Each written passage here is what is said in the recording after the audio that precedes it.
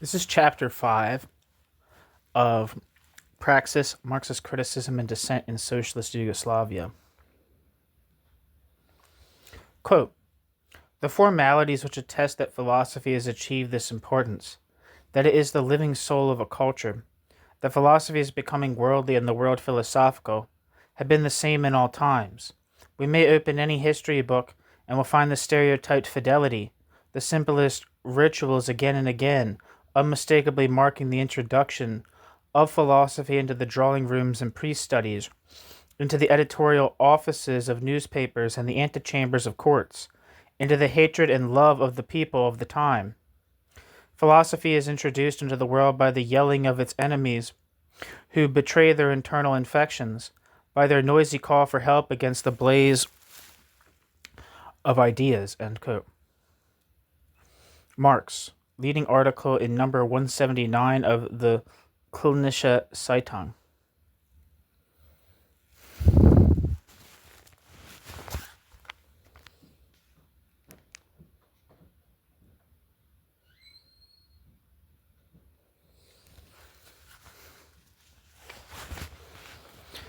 A provocation, new section.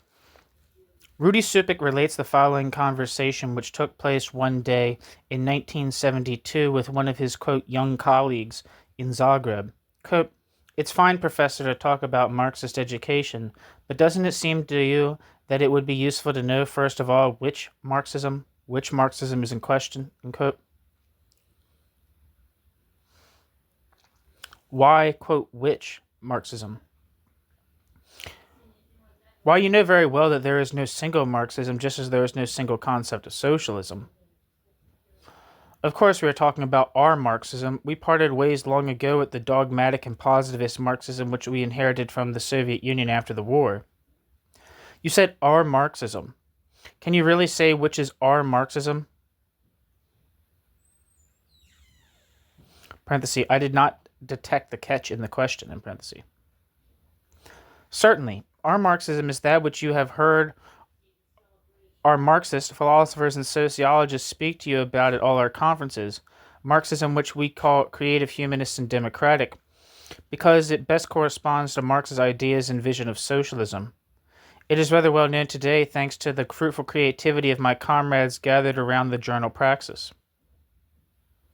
Apparently, Professor, you do not follow the party press. Otherwise, you would know that while in the most authoritative political places you are indeed seen as Marxist, you are not at all considered representatives of our Marxism. Tell me then, what is our Marxism? End quote. This interchange, Supek recalls, quote, left me astonished even though it was quite clear to me that my young colleague was pronouncing what was known as the, quote, official position, end quote, toward the Praxisti, end quote, end quote.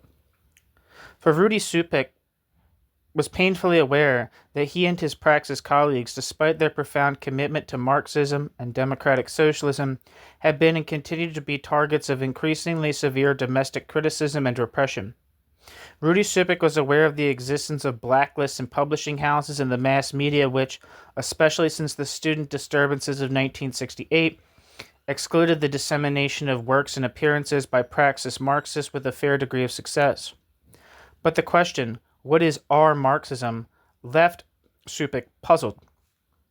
Was it not that Marxism, which had been developed in conjunction with the Yugoslav critique of the Soviet Union throughout the course of the previous 2 decades, a Marxism which he and his colleagues had always insisted was most adequate to the concept of self-management and the, quote, Yugoslav path to socialism?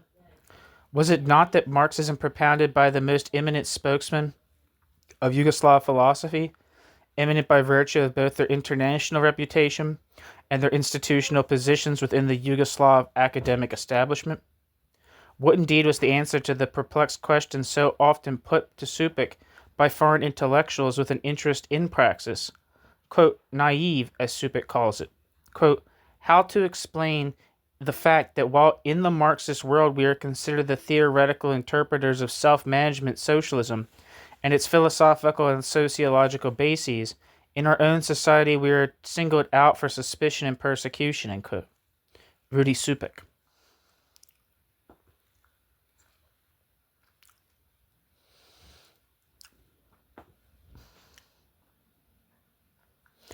To ask all these questions is really to ask in a broader sense why social institutions construct conservative ideologies, even when these ideologies have their generic roots in revolutionary thought and experience, and why these same institutions feel that they must protect themselves against groups which question the basis of the social order by questioning the soundness of the ideological system. It is to ask why, as Gramsci might have put it, the ruling culture seeks to maintain its ideological, quote, hegemony by making superficial adjustments to diffuse social criticism and often by suppressing the critics themselves.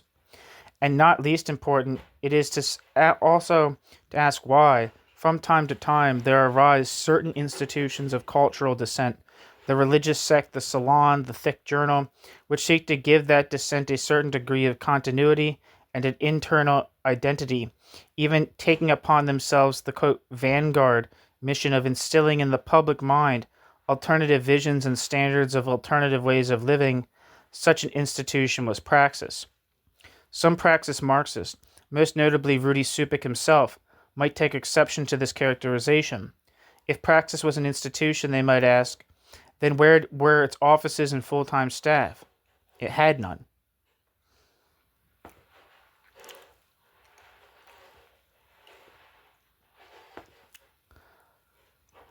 Did not, moreover, the spontaneity of discussion and independence of initiative characteristic of gatherings such as the Corcula Summer School stand in marked contrast to the routinization of revolutionary consciousness?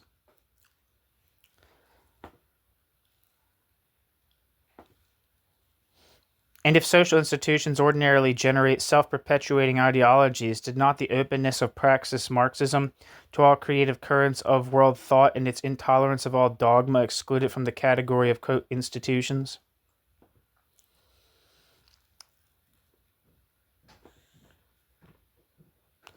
These objections on closer examination are not really to the point. While the first two objections confuse institutions in general with a specific kind of institution, bureaucracy, the third somewhat ingeniously overlooks the fact that while the Praxis group may have deplored the link between doctrine and authority, its members were nevertheless united by a doctrine of their own, the critical Marxian theory of praxis and alienation. It was moreover precisely because this philosophy of praxis had found, through the journal Praxis, a culturally legitimate institutional base in Yugoslav society that it could, speaking with a voice of collective strength, embark on the, quote, critique of all existing conditions, unquote, with a surprising degree of impunity and a record for longevity truly enviable by Eastern European standards.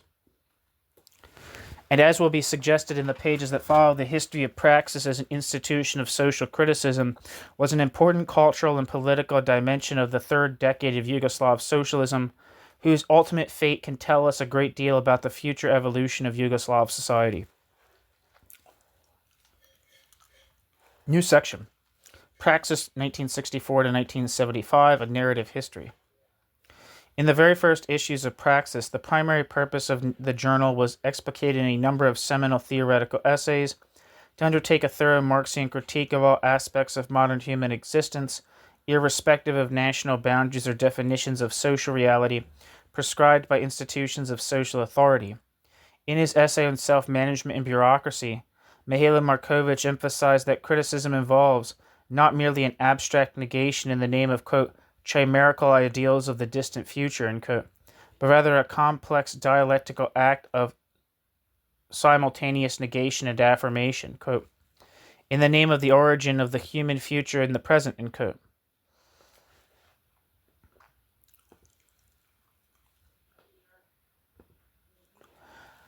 Markovic's essay, through its concern with problems of self-management, itself demonstrated that there was no question of, quote, criticism in general, unquote, in his mind. Instead, it was clear from the beginning that he and his colleagues were vitally concerned with the application of a critical consciousness based on Marxist theory of human alienation and praxis to concrete problems of social life. In another important essay, Milan Kundera took a more rigorously philosophical approach to the problem of criticism. Criticism, Kundera argued, is that faculty which enables man to change the world through praxis by anticipating the future on the basis of the existing world and the obstacles which that world present to further human development. In this sense, criticism is organic to the very essence of human existence.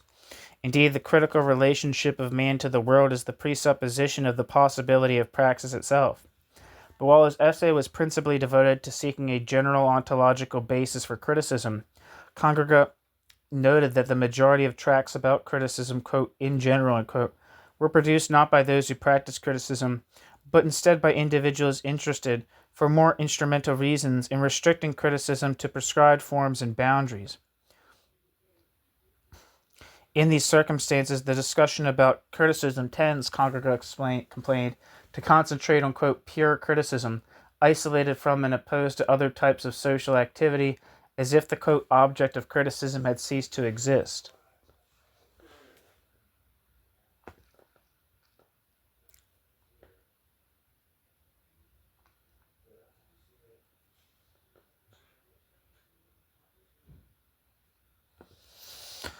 Indeed, the first broad frontal attack on praxis took the form of precisely the kind of discourse decried by Congrega. All right, I'll see ya. Thank you. The first public attacks against praxis can be traced back as far as February and March 1965, when Mika Trpalo, the secretary of the Zagreb City Committee of the League of Communists of Croatia, LCC, and Savka Dobsevic Kukar, chairman of the LCC Ideological Commission, took praxis to task for what was alleged to be its, quote, destructive attitude towards the task of socialist criticism. The task of social criticism. Jesus Christ. Parallel with these attacks, the Zagreb Daily Press complained some praxis contributors kept praxis under what Supik called, quote, ideological quarantine, unquote, by giving it unusually short shrift in the customary review articles devoted to cultural events.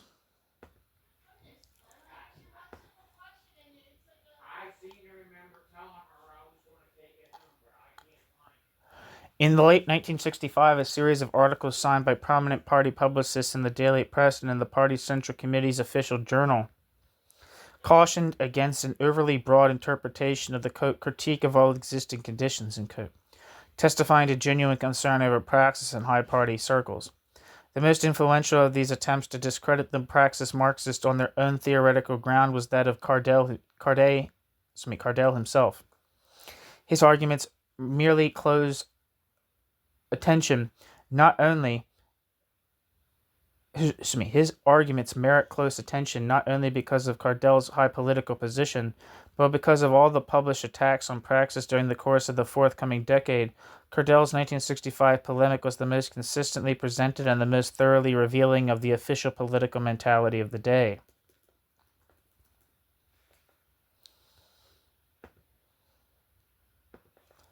The main thrust of Cardell's tract was to warn that the, quote, destructive criticism, unquote, of the Praxis Marxist was having a disorienting effect on the, quote, conscious force of social development, unquote, by which he was referred to the party, opening, quote, the door wide to criticism which consciously works for the restoration of this or that element of the old society, end quote.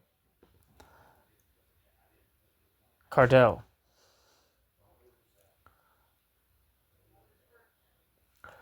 Their, quote, alchemistic mixture of abstract external truths about humanity and freedom, end quote, according to Cardell, bypassed the, quote, objective laws of social life, end quote.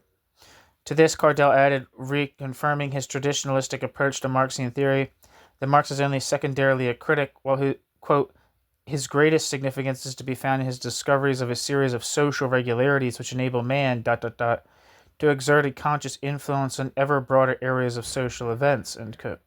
Cardell also took this occasion to resurrect the sectarian logic of dogmatic Marxism, according to which behind all criticism there always stand class determinants, insinuating that the humanist critics were in some way representative of elements of the old class order of bourgeois society. Permeating this attack on the Praxis Marxist was the spirit of a crass pragmatism which tolerates theoretical digressions only to the extent that they do not complicate the world of action.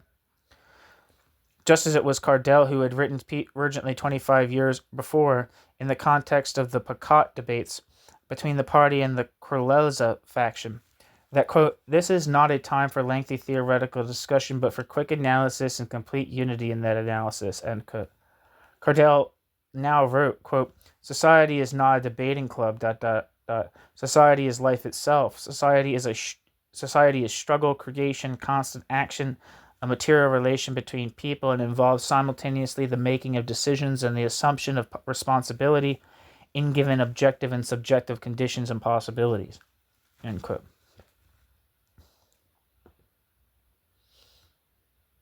Cardell.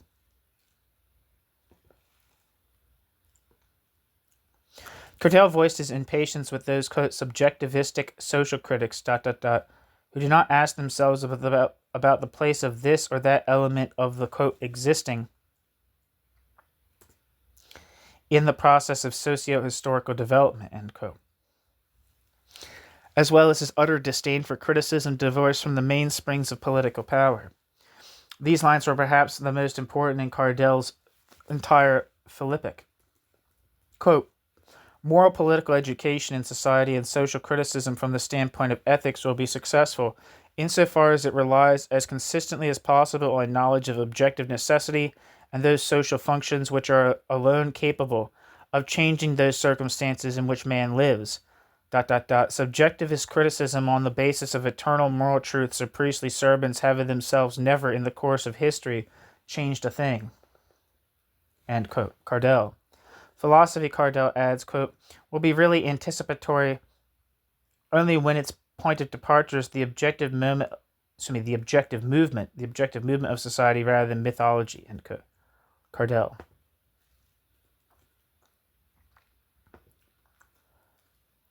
For Cardell, an integral aspect of this, quote, objective movement of society, end quote, was constituted by the position of the party as the ideological vanguard of the working class, quote, social criticism, end quote, Cardell observed, quote, is not separate and cannot be separated from the political struggle, nor can the freedom of criticism be discussed while ignoring the real relation of social forces.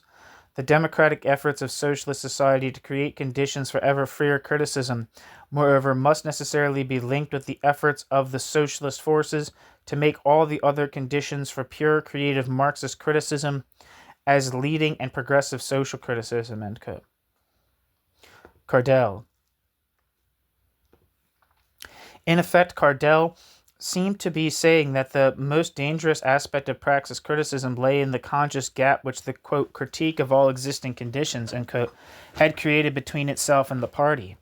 Cardell was certainly well aware that in the absence of a strong link between the critics and the party, the former would often in fact be reduced to nothing more than a moralizing posture and their theories to what he had contemptuously called a, quote, alchemistic mixture of abstract principles, end quote. Cardell. By the same token, it seems just as true, recalling the nature of the conflicts between the critics and the party during the early 1960s, that it was the party's very inability to absorb this critical activity which ultimately forced the Praxis Marxists into a position of profound political isolation. It was thus far from clear that the alleged gap between praxis theory and social practice was actively willed, much less created by the Praxis Marxists themselves. Only with the foregoing in mind, moreover, did Cardell's most serious political charge against the Praxis Marxists hold any real meaning. That the, quote, real aim of these abstract philosophers of truth and morality was power. The sentiments motivating their, quote, destructive criticism, end quote, Cardell maintained resided in irresponsible individuals, quote, who are not in a position to understand the essence of social relations, egoist demagogues ambitious for power, the disorientated man who wants to be original at all cost, end quote. Quote, the fundamental question, Cardell wrote, quote, is whether our social criticism will educate democratic public opinion, whether it will influence the creation of a democratic consciousness in the direction of democratic methods of self-management, or whether it will introduce, methods of political struggle between political cliques. For the political struggle is a struggle for power, and the struggle for power is a characteristic of a society in which class rules over class and man dominates over man. End quote. Cardell.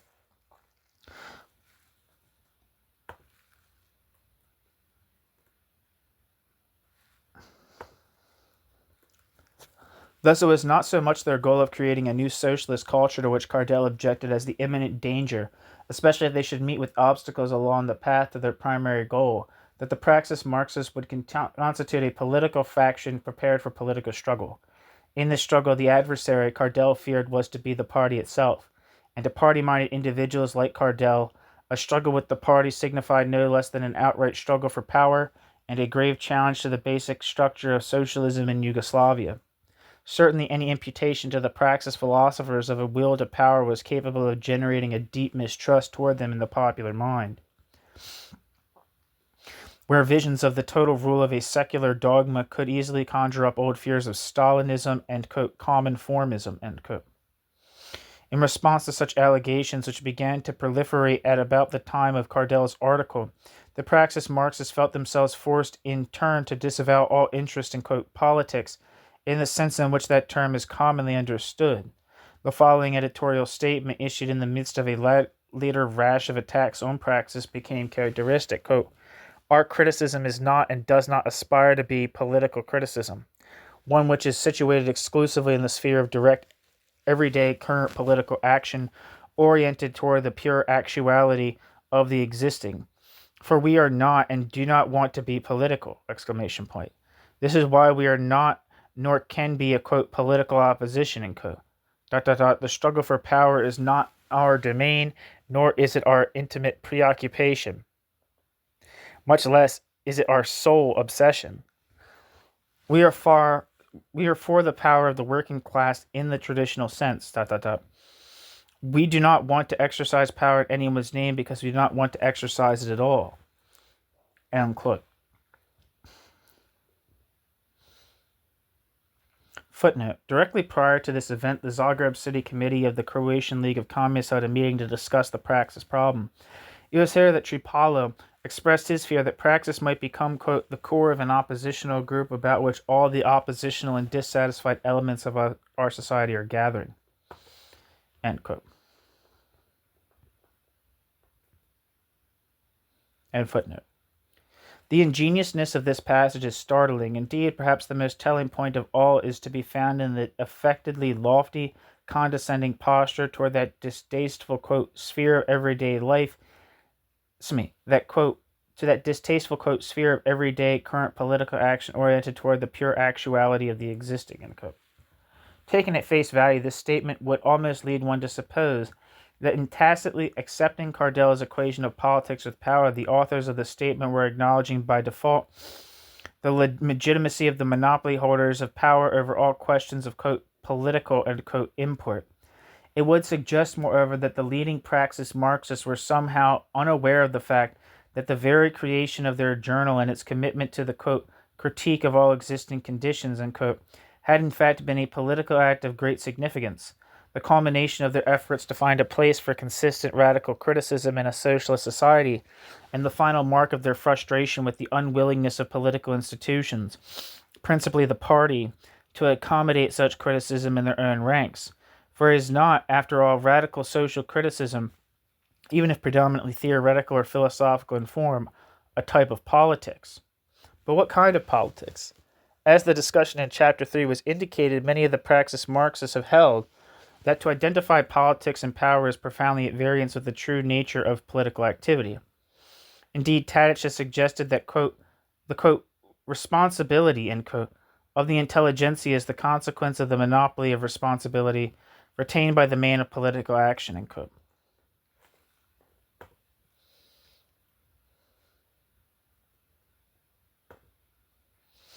For with the means of political action under the jealous watch of the state and its representatives, intellectuals such as the Praxis Marxists may often find themselves excluded from the realm of political power per se, viewing it merely as a realm of political alienation precisely because of its exclusiveness and artificiality.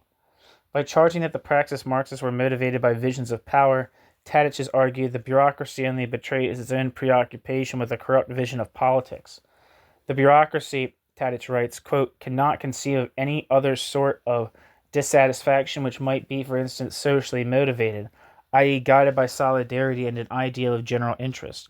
For this reason, the party bureaucracy sees all dissatisfaction and criticism from the standpoint of its own situation and its own psychological position, and it ascribes the lowest motives to the communist intelligentsia, projecting onto it its own mentality, end quote. Tadic. As Victor Brombart has observed of accusations linking intellectuals with the will to power, however, quote, the importance of such accusations cannot be limited to the intentions of those who formulate them. It is precisely such comments, such judgments, which help situate existentially the intellectual and define him to himself, end quote. Victor Brombart, not Bombart, Brombart. In fact, as early as 1964, the intellectuals of Praxis had already been, quote, situated, only partially by choice, outside of the party. Since that time, their politics consisted of the politics of culture. More specifically, the effort to generate a broad critical consciousness is the precondition for any truly, quote, political community in the classical sense of the term. As Brombart's remarks also suggest, the early frontal attack on Praxis by Cardell and others only to make the journal more prominent in the public eye, and further to strengthen the resolve of its adherents to pursue their originally charted course in the face of all obstacles. Therefore, while in late 1965 and 1966 Praxis continued to be a target of official criticism, a variety of more subtle pressures began to be applied by the government as well. One such approach was to withhold financial support. Since its sponsor, the Croatian Philosophical Society, had no funds of its own for publication such as Praxis, the journal was dependent on the proceeds of sales and subscriptions, but most heavily of all on contributions from various social funds maintained by the government.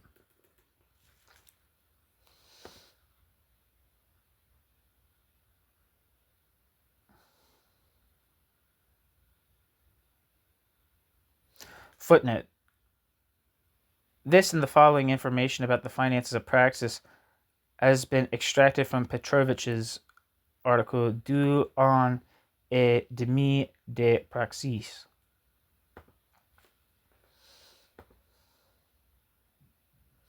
End footnote.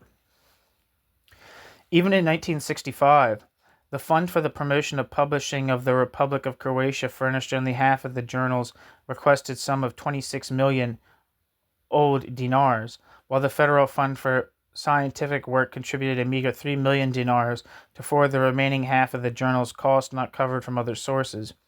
The first of Praxis's chronic financial crisis then ensued, at one point leading to its editorial board to despair that continued publication of Praxis did not seem possible. The difficult financial situation was further compounded in 1966 when the Croatian Fund for Publishing Assistance was dissolved in accordance with the official new social philosophy, generated by the economic reforms of forcing all cultural products to compete on the open commodity market. With the source of support extinct, in late 1966, Praxis turned to the Croatian Republican Fund for Scientific Work with a request for 17 million dinars, while the federal fund, which in 1965 had contributed 3 million dinars, now refused to give Praxis even a token sum. For 8 months in mid-1966, Praxis was forced to cease publication altogether for lack of funds, desperately concentrating its resources on a triple number of the Yugoslav edition toward the end of the year. This story would repeat itself regularly with variations in the coming years. Footnote.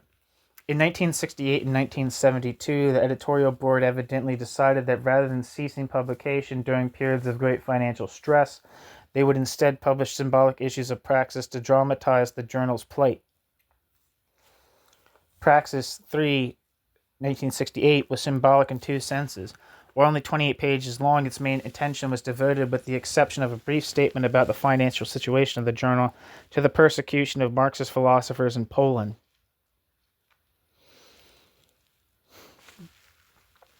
Praxis 5 to 6 in 1972 was only somewhat less dramatic, being only 16 pages in length, of which 1/4 was devoted to the topic, why a double number of 16 pages. End footnote.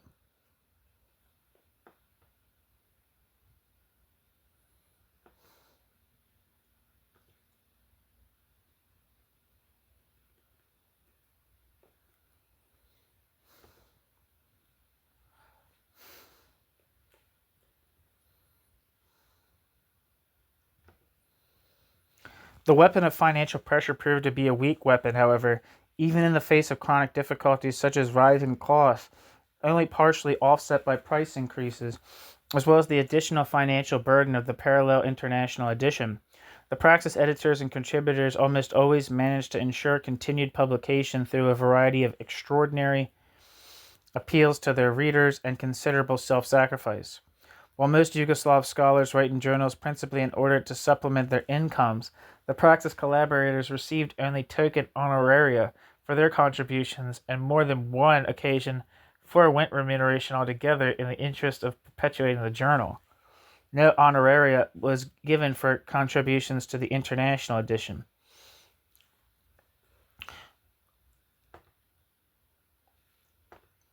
Appeals to readers to commit themselves to long-term subscriptions appeared regularly since the journal's inception, and in one instance the publication of an issue of the Yugoslav edition was made possible only by virtue of a special collection taken up by Zagreb University philosophy students.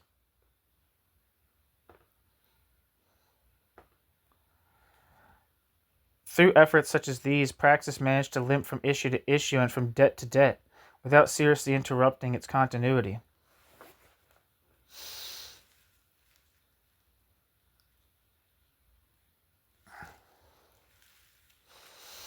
Another tacit employed against Praxis only once and without success was that of internal sabotage.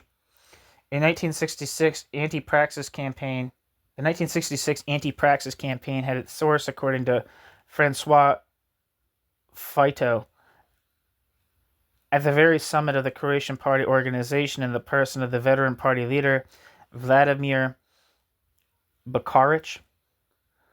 While Tito finds the motivation for this campaign in the shock administered to the Yugoslav political system by the, quote, Brioni plenum of the LCY, July 1st, 1966, ousting Rankovic from power. Events of the previous month had already signaled a turn for the worse for Praxis.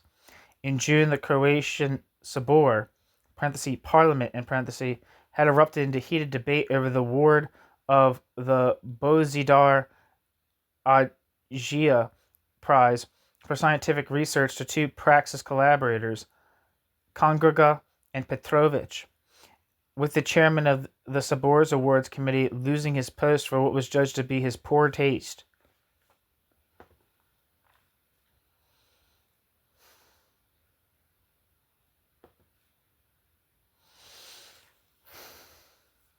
Most outspoken of all on this matter was Bakaric, who complained that the Praxis Marxists all, quote, express agreement with Yugoslav socialism and the Yugoslav path, but at the same time view as, quote, scientific those elements, with which Yugoslav socialism publicly disagrees, Comrade Gace, or Gace, G-A-C-E, asked who pays for this. We've provided and continued to provide Praxis with financial support, I played for no more than to, quote, call a spade, end quote, i.e. if something represents political action, then it is political action, while scientific action is another matter, end quote.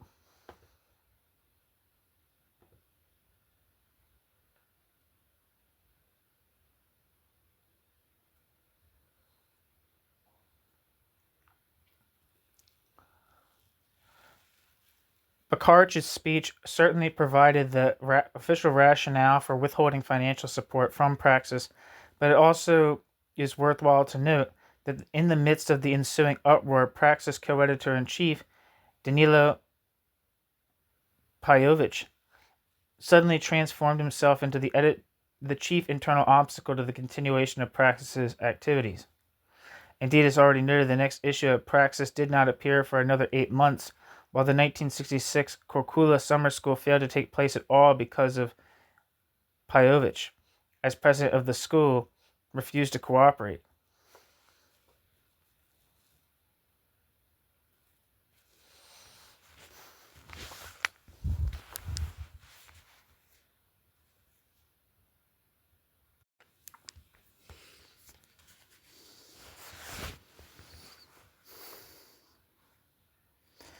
Hey everybody. I don't know why I'm saying that. Gotta keep doing that. Or I'm like acting like I'm starting a video. I'm finishing a video.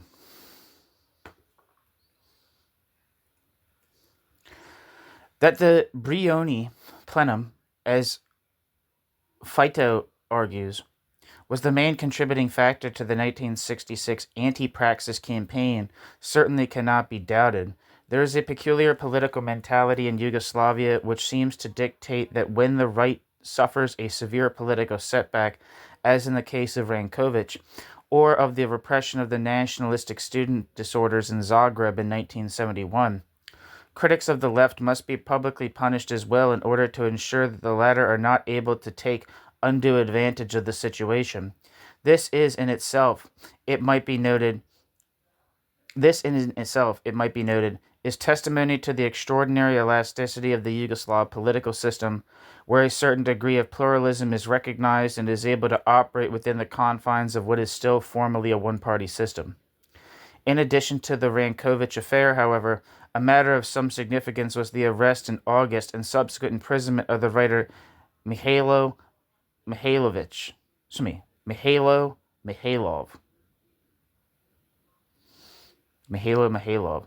who had publicly called for the establishment of an explicitly anti-Marxist, anti-socialist journal basing itself on the ideology of, quote, Gilasism, and forming the foundation of a new legitimate political opposition movement.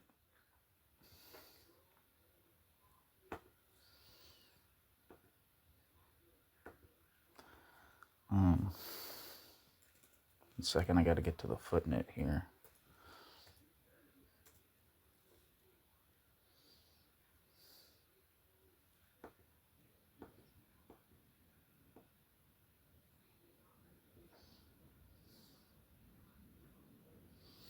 One second, sorry. This is really annoying.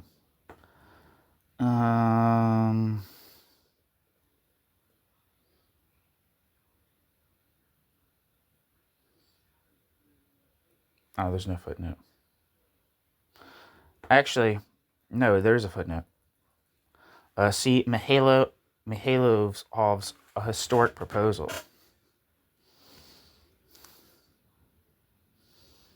End footnote. While the substance of Mihailov's, quote, historic proposal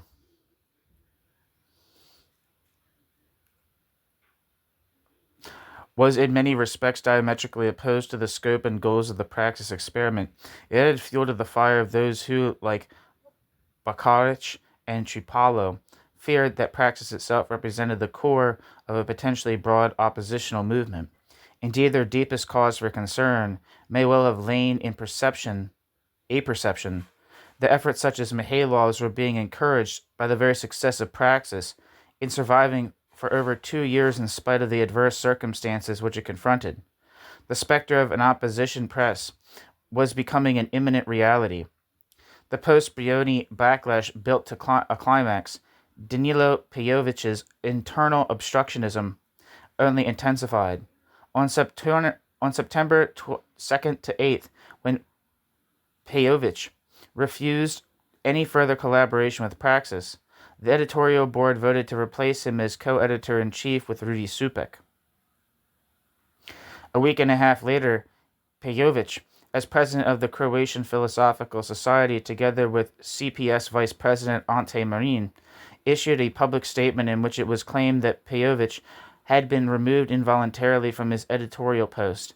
In the name of the Croatian Philosophical Society, Pejovic and Marin publicly rejected any further responsibility on the part of the Society for Praxis, a move which Petrovic and others protested vigorously, on the grounds that it was taken without proper authority.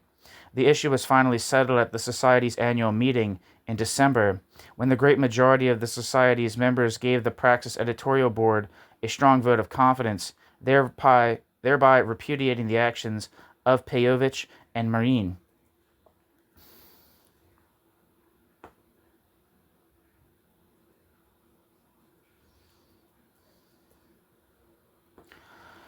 Rather than having a moderating influence on the Praxis Marxists, however, this complex episode of 1966, and subsequent crises as well, seemed only to strengthen their resolve. Some months later, a statement of the editorial board, referring specifically to the Rankovic affair, but no doubt reflecting as well on their own immediate problems of the recent past, asserted, quote, The events of the past few months in Yugoslavia have demonstrated that the dangers threatening our socialist development lie precisely where we have seen them. ... Contrary to those who pretend that the problems treated by Praxis are already solved, and that the journal has lost its rationale for existing, we can affirm that these problems have become even more complex. ... This is why the journal henceforth has an even more difficult mission as well as a greater responsibility. End quote. Praxis.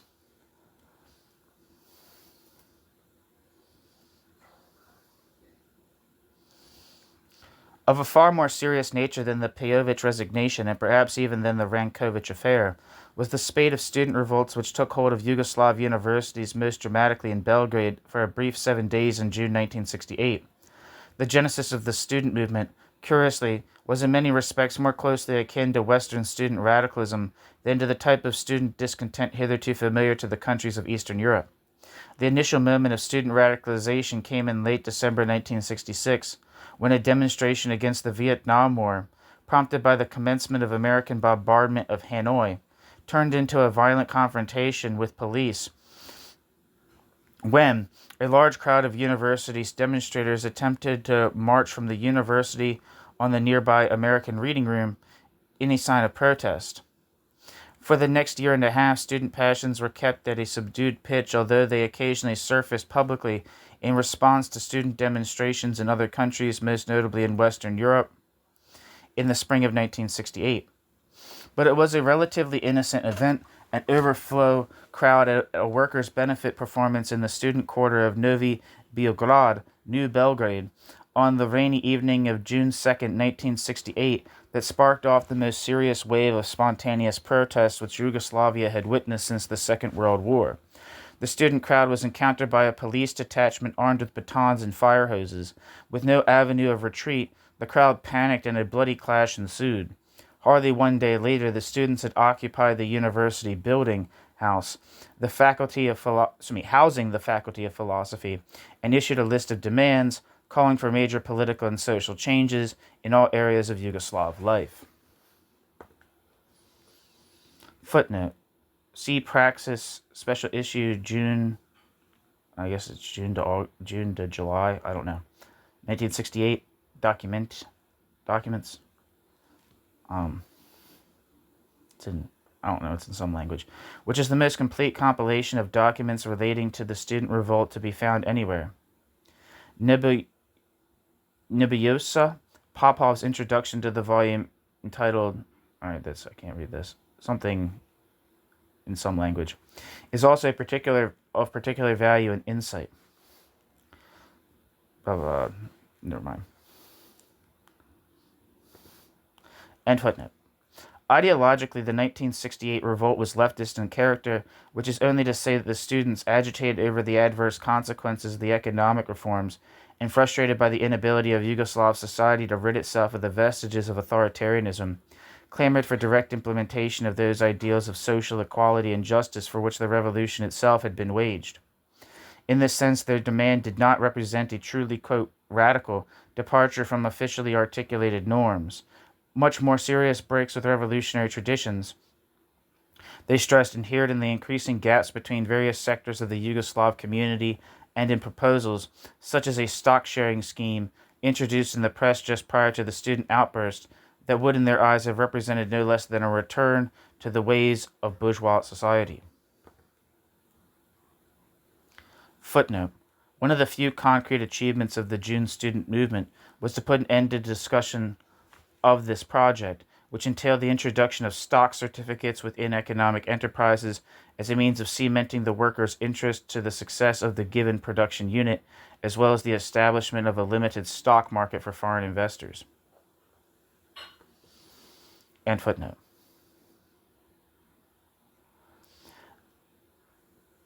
The major political document and rallying point of the revolt, the so-called Action Political Program of the Belgrade students, addressed itself to such pressing problems as social differentiation and privilege, unemployment and political sinecures, real as opposed to merely formal self-management, the democratization of all social organizations, and especially of the League of Communists, land speculation, the commercialization of culture, and the quality of university life.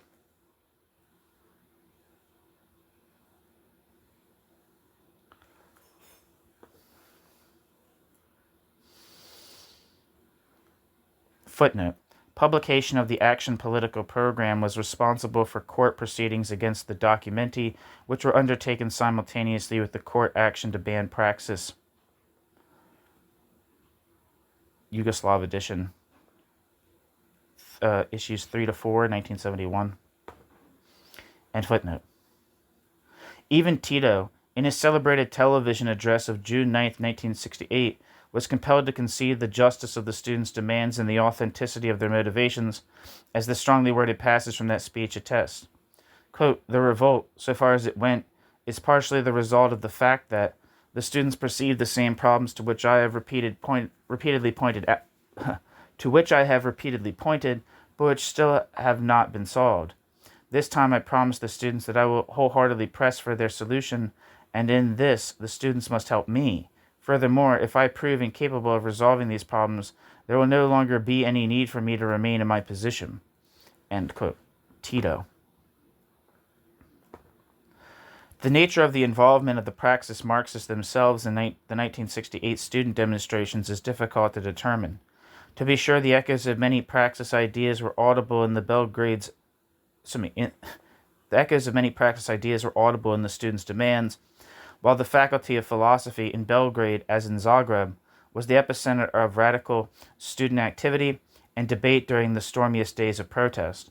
On the other hand, it is just as true that the social and political ideals invoked by the students derived directly from the legacy of the Socialist Revolution, and were not the property of any single group of intellectuals. Indeed, the quote events of June 1968, taken cumulatively, may be seen as representing the political coming of age of a new generation, one which had not passed through the purifying flames of the partisan war, and its affirmation of the revolution's goals, an affirmation as intense and spontaneous as it was short-lived. Neither were the conditions generating this explosion of indignation, unemployment, inflation, increasingly evident signs of social differentiation, and increasingly strident articulations of divisive nationalist ideologies, bred by competing regional economic interests and reinforced by bureaucratic pressures, products of the activity of a small group of philosophers and sociologists. Nor, finally, was it true, as some unfriendly quote observers claimed, that the Praxis Marxists encouraged the students to engage in anarchic street demonstrations and acts of wanton destruction. Indeed, in several instances, it was these same Praxis Marxists who successfully urged restraint and moderation on agitated and frustrated student gatherings.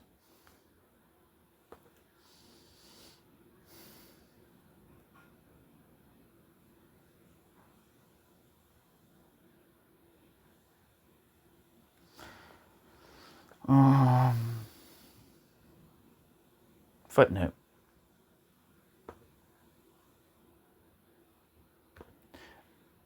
The already vocal nationalist economics instructor Marko Veselica claimed that Petrovic was the, quote, ideological leader and chief strategist of the Zagreb ultra-leftist extremist movement, end quote, whose, quote, followers, quote, sought to incite disturbances and incidents at all costs, end quote.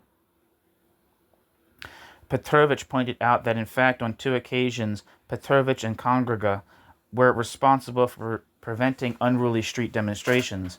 In Belgrade, where student activity was much more prolonged and intense than in Zagreb, an important role in channeling protest into nonviolent forms was played by Drago Jub Misunovic, later to be purged from the university's philosophy faculty, along with other Praxis Marxists in the case of the, quote, Belgrade 8. End footnote. No doubt the ability of these individuals to dissuade the students from potentially damaging physical confrontations with the authorities was at least partially a function of the strong moral support they enjoyed among the most concerned participants. Thus, while many students may have derived part of their intellectual inspiration from the Praxis Marxists, it cannot be said that the students were in any way incited by them, as it was then and later claimed in the popular press. It is perhaps more accurate to say that while the Praxis Marxists may have actively sympathized with the students and their concerns, their identification with the students was limited insofar as they felt that the students as individuals must assume responsibility for their own actions. Indeed, the Praxis editorial statement circulated in March 1968 protesting the dismissal of 6 philosophers, including Kolakowski, Moravsky, and Bauman, from their post at the University of Warsaw. A statement not, however, reproduced widely in the Yugoslav press, can well be read retrospectively as being generally representative of the attitude of the Praxis, quote, fathers toward their own intellectual, quote, sons. Quote, when one speaks of Marxist scholars as, quote, protectors and defenders, end quote, of the organizers of student agitation, we ask ourselves what is meant by the projection of students who are grown men, adults, and in their majority. Is it still possible that in a socialist country, social sanctions are taken against the fathers in blood or in spirit, for what their grown sons have done in availing themselves of all their rights as citizens, end quote.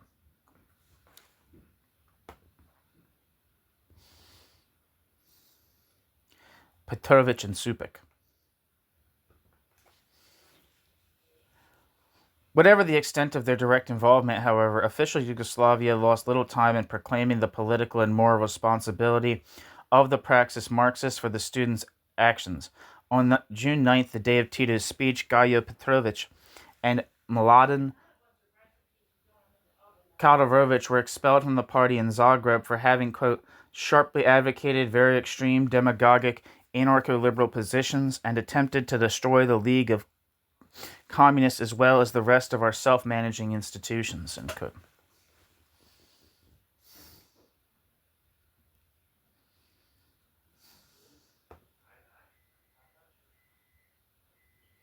And that's quotes from a report in Viesnik, 10th of June, 1968. In Belgrade, while attempts to deprive individual Praxis collaborators of their party membership initially failed for legal reasons, primarily because the party organization of the philosophy faculty boldly refused to sanction the decision of higher party organs. In July, the party organization of the Department of Philosophy and Sociology was abruptly and unceremoniously dissolved. Footnote, by decision of the Belgrade City Conference of the League of Communists of Serbia, 19th of July, 1968.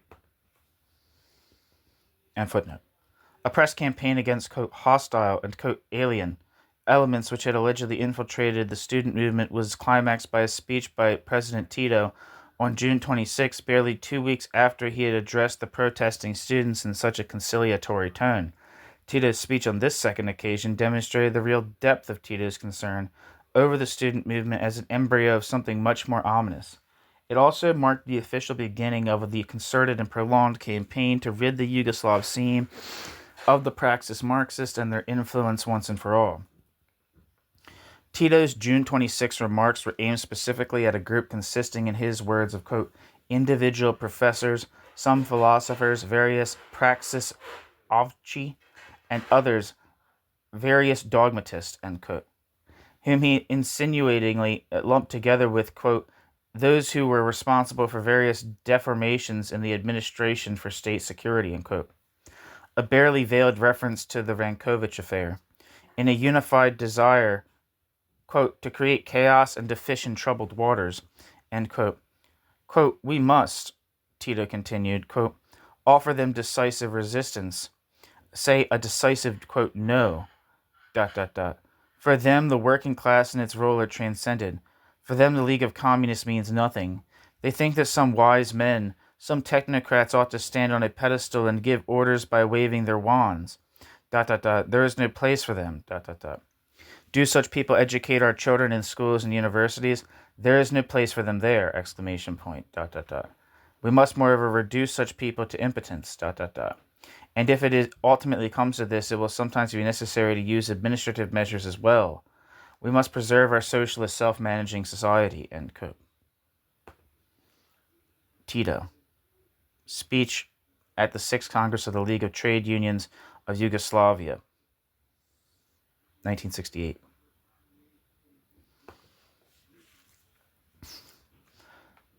The new strategy, as the tone of these exhortations suggested, was to dissociate the students from those professors perceived as their, quote, ringleaders, and to discredit and ultimately destroy the latter. Tito's rhetoric was immediately amplified upon in a hostile press campaign involving many of the country's leading political figures, charging the, quote, infiltrators, among other things, with a, quote, reactionary political conspiracy, end quote. But it proved much more difficult to convert these charges into concrete political actions. Indeed, the actual campaign to rid the universities of the Praxis Marxists did not begin with full force until 1972, a full 4 years after the President of the Republic had spoken, an extraordinary state of affairs which at least on one occasion led Tito publicly to express his dissatisfaction with the lack of progress in the matter.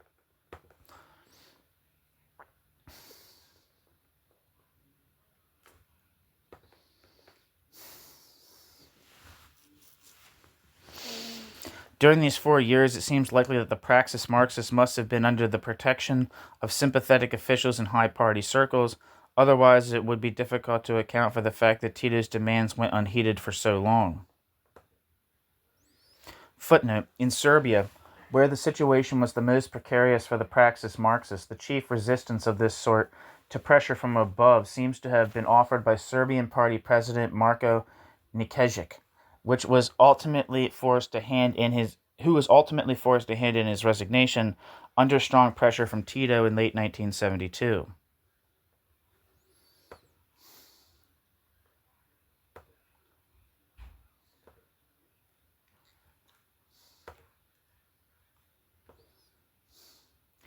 End footnote. Clearly, what most alarmed the Yugoslav political establishment about the affinity between some of the students' demands and views expressed by Praxis Marxists was that the June revolt seemed to offer the long-sought-for conclusive proof that the latter had gained a highly articulate and potentially explosive following. Whereas previously the Praxis Marxists could be discounted as unusually vocal intellectuals whose readership was restricted to narrow professional circles, the simplistic political calculus of the moment now urgently pointed to the uncomfortable conclusion that the fears of the most strident critics of Praxis had been right all along. Praxis indeed represented the core of a movement of political opposition. Students exposed to the teachings of the Praxis Marxists at the nation's leading academic institutions, it was feared, would soon take jobs in some of the most responsible positions of social authority and would be able to use that leverage to effect fundamental changes in the general social and political structure to the detriment of the nation. Courses in Marxist philosophy, which in traditional, quote, socialist, and quote, polities, have always served to affirm the framework of the existing order and to provide an eschatological worldview which, however, paradoxically, confirms a logic of political pragmatism, were being divested of their conservative ideological function, and in fact working contrary to the official purposes of the society. Above all, the frightening vision of an organized oppositional political movement, whose very existence could legitimize the formation of other, non-Marxist oppositions, seems to have been the regime's greatest cause for concern. It was this fear that made so ominous Tito's claims, completely unfounded so far as the Praxis Marxists themselves were concerned, that these individuals wanted to, quote, create some kind of embryo of a multi-party system and to establish themselves as a factor in it, which would negotiate on an equal basis with the Skupština and with other bodies, end quote.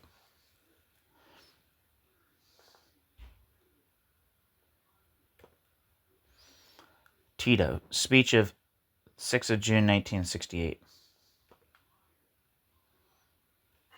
For all this, the student movement did have a profound, if somewhat delayed, impact upon Praxis itself. Student radicals, their self-confidence perhaps somewhat inflated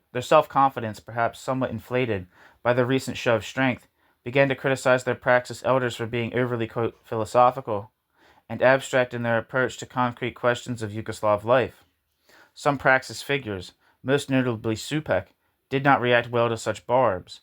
Attention first noted by the French Marxist literary critic Lucien Goldman in 1968, was chronically present at gatherings such as the Corcula Summer School between activist students seeking to use the occasion as a political platform and some of the more established Praxis collaborators who preferred to stress the educational purposes of the gathering. In the case of the Korčula Summer School in particular, Supek, the school's organizer, no doubt also had in mind the entirely pragmatic consideration that as little cause as possible should be offered to watchful officials to discontinue the school's operation. The tension was manifested with increasing regularity in the years that followed. On one occasion, a student meeting at the August 1970 summer school, protesting the persecution and imprisonment of several radical student leaders, ended in a rather unfriendly confrontation between Supek and many of the assembled students.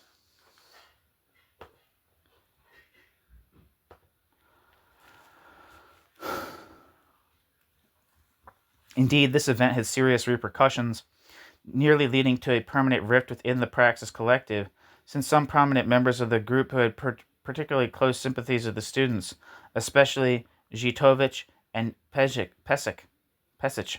were so distressed at Supek's performance that they resolved to boycott the summer school in subsequent years. Thus the student movement, an explosive issue for Yugoslav society at large, proved to be a volatile source of friction even within the Praxis group itself. Yet it is worth noting that the Praxis editors and contributors, apparently fearful of bringing down the regime's full wrath upon the results of their hard-fought struggle to establish a public forum for their views, avoided all discussion of the student movement in the pages of Praxis throughout 1968 and 1969. As a consequence, for all the widespread accusations against the, quote, Praxisovci, which appeared in the popular press during those 2 years, and the bitter polemics in which the Praxis Marxists themselves engaged in other forums, not a single issue of Praxis was confiscated until 1971, a remarkable record as compared with that of other Yugoslav journals such as Razlog and Delo, that lacked Praxis's notoriety. At the meeting of the Praxis editorial board in Korčula in the summer of 1969, Stojanovic, one of the most sympathetic among his colleagues to the student cause, expressed his concern that, quote, Praxis and Philosophia have anticipated in a certain way the ideas of the new democratic left, bracket, in Yugoslavia, and bracket, but when it appeared on the scene, we did nearly nothing toward a critical analysis of its experiences, end quote.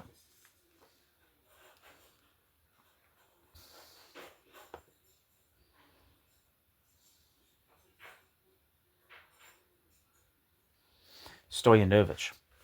The meeting of the editorial board must be viewed as a critical breaking point between the still somewhat aloof Praxis of the 1960s and the much more socially engaged Praxis of the 1970s, all those present with the possible exception of the Belgrade legal philosopher Mihailo Djuric, later to be imprisoned. Okay. Sensed that Praxis was dangerously nearing a point of intellectual stagnation, if it had not already reached it, and that, as Supek himself suggested, some collective, quote, change of personality, end quote, was now indicated. Part of the problem involved the generational issue. Most of the members of the editorial board were by now senior scholars, the composition of the board having remained virtually unchanged ever since 1964 to 65. Thus, one second.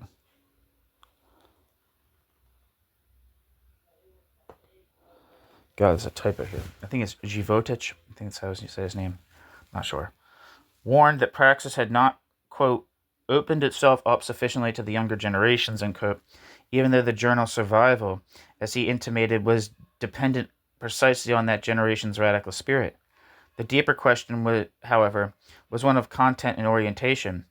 Had the critique of Stalinism run the critique of Stalinism's course, even though, as Branko Bosniak cautioned, manifestations of Stalinism had far from disappeared in Yugoslav political and cultural life? Was it true, as Tadic asserted, that, quote, Praxis has lost its initial rhythm and intensity of ideas that have attracted the attention of the Yugoslav and foreign public, end quote? Yeah? Okay. Had the student movement and the concurrent resurgence of nationalist forces made it incumbent on the Praxis Marxists to address themselves more explicitly to the political issues of the day, And if so, would it be possible to maintain a balance between what Diurich somewhat contemptuously called, quote, philosophical publicism, end quote, and the high level of discourse hitherto maintained as a matter of editorial policy and professional conscience? Had it not been, after all, the theoretical cast of the journal, which was responsible not only for its great intellectual appeal and soundness, but also for its apparent invulnerability to direct acts of repression? One participant in the discussion having in mind Vileiko Korak's observation that, quote, the journal would commit suicide if it were to swim in the peaceful waters of scholasticism, end quote, summed up the predicament in the following terms, quote, Praxis has not even to this day enjoyed the favor of socially influential circles. Quote, Praxis has not even today enjoyed the favor of socially influential circles. Intensification of Praxis's critical activity would definitively place the journal in disfavor, with the consequence of putting into question its very existence. The journal obviously faces a dilemma: how to exist, end quote.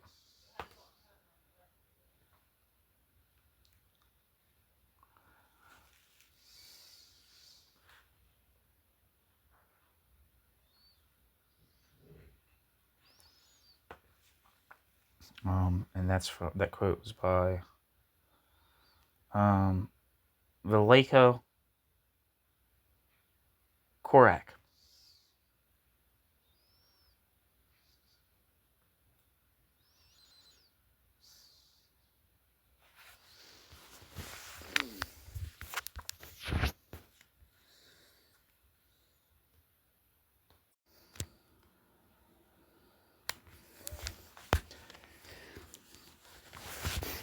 In response to these concerns, a new orientation gradually began to emerge in subsequent issues of Praxis.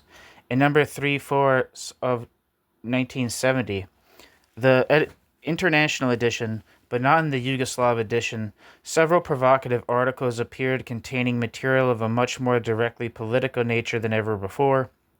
The issue included translations of some articles that had already been published elsewhere in the Yugoslav press, such as Nebojša Popov's groundbreaking study of worker and student strikes in Yugoslavia, along with Stojanović's above-mentioned analysis of the 1968 student movement in Yugoslavia, and even, quote, for discussion, end quote, Stephen Vracar's highly controversial essay calling for a multi-party political system.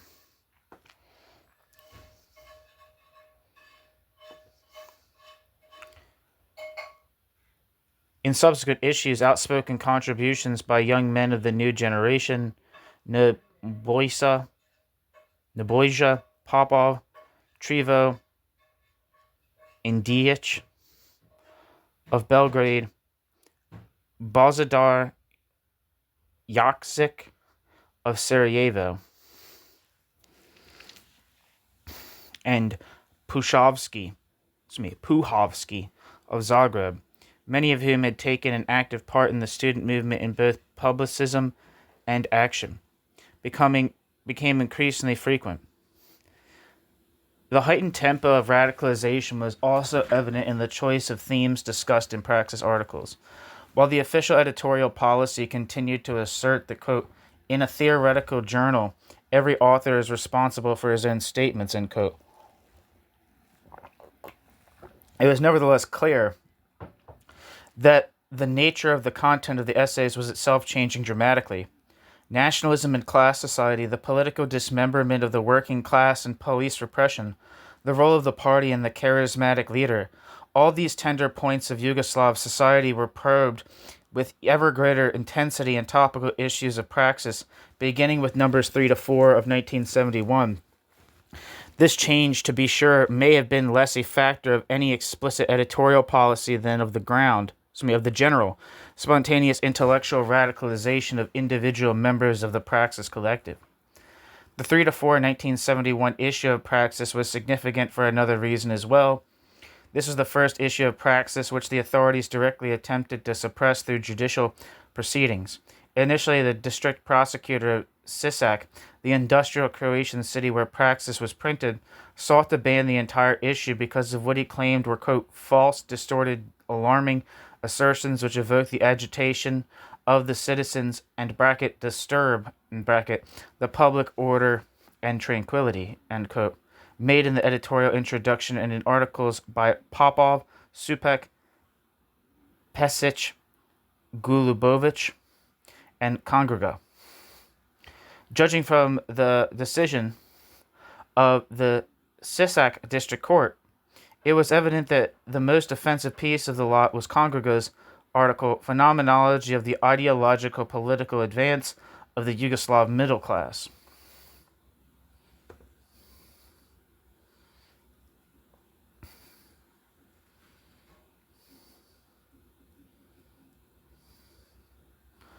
Footnote. This offense is proclaimed by Article 52, paragraph 1.2 of the Law on the Press and Other Forms of Information to be grounds for the banning confiscation of a publication. The same language was taken over in a 1969 Serbian law passed in the wake of the student unrest, making the expression of, quote, false information or assertions which evoke the hostility or agitation of the citizens, end quote, punishable by a 500 dinar fine or 30 days imprisonment.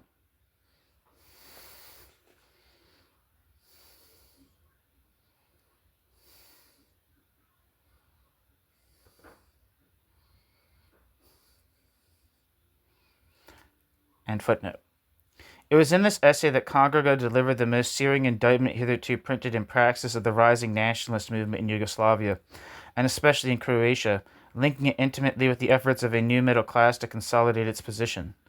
The assertions contained in Congrega's article, according to the district judge, were, quote, distorted, do not correspond to the present system of workers and social self-management, and, are certainly likely in the judgment of the court to evoke the agitation of the citizens, end quote.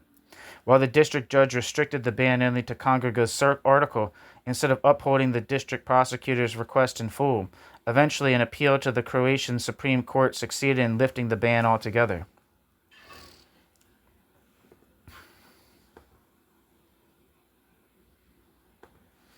The significance of the coincidence of the attempted ban on Praxis with the appearance of Congrega's provocative article cannot be ignored. It was in 1971 that national feeling throughout Croatia was building to a fever pitch, stirred on by the rhetoric of Republican Party leaders such as Mika Tripalo and Savka Dobčević Kusar, longtime foes, it will be recalled, of Praxis, and the new amendments to the Constitution giving greater powers to the republics were topics of heated debate in all public forums. Praxis, with its relatively small but select audience, represented at the time one of the chief obstacles to the politics of nationalism. The consistently outspoken... is there a footnote here? Footnote, in 1971 it was asserted by the traditionalist ideologue Bogdan Sesic that the leftist movement represented by Praxis and its student, quote, constituency had actually been responsible for the rightist backlash in the form of nationalism. Stoyanovic's reply to this line of argument closely parallels his analysis of party inertia in the Hungary of 1956 and the Czechoslovakia of 1968. Quote, when in a social crisis the exit to the left is closed off, then there will be, with complete certainty, a movement to the right.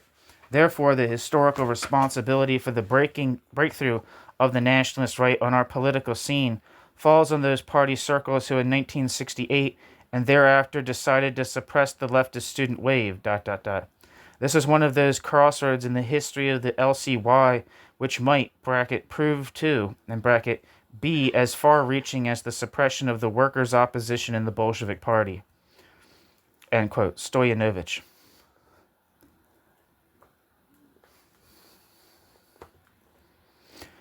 The consistently outspoken and hostile attacks of the Praxis collaborators on the spirit of nationalism had made it increasingly urgent for the nationalist ideologues to discredit Praxis in the public eye and to impair, insofar as possible, its further activity. For it was precisely the audience which Praxis did attract, the intelligentsia which had historically formed the core of the great nationalist movements of Eastern Europe. Indeed, it was no doubt precisely those citizens who had invested the most political capital in the nationalist movement whose, tranquility, to quote the language of the CSAC district prosecutor, was most profoundly disturbed by essays such as Congrega's. It is unlikely, therefore, that Praxis's strategic value in the struggle against, nationalist deformations, went unnoticed by the federal authorities, and it cannot be doubted that calculations such as these played some role in the Croatian Supreme Court's 1971 decision to overturn the CSAC District Court's ban on the contested issue of Praxis. The Croatian nationalist movement reached its zenith with the student demonstrations that shook Zagreb in November and December 1971.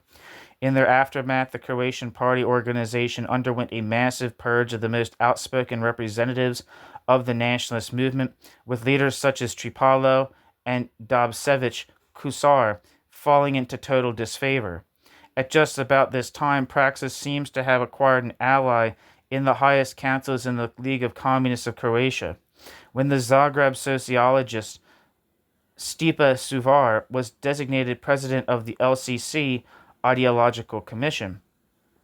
Only a few months before, Suvar, in the pages of Praxis, had called for full working-class representation in all political organs, including the party, and for a, quote, intense ideological confrontation with the protagonists and theses of petty bourgeois nationalism, end quote.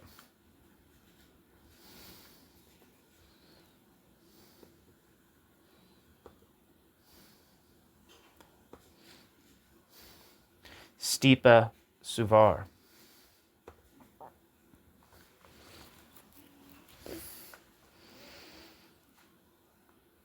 Suvar repeated this demand at a March 1st, 1972 meeting of the Ideological Commission shortly after he assumed his new duties.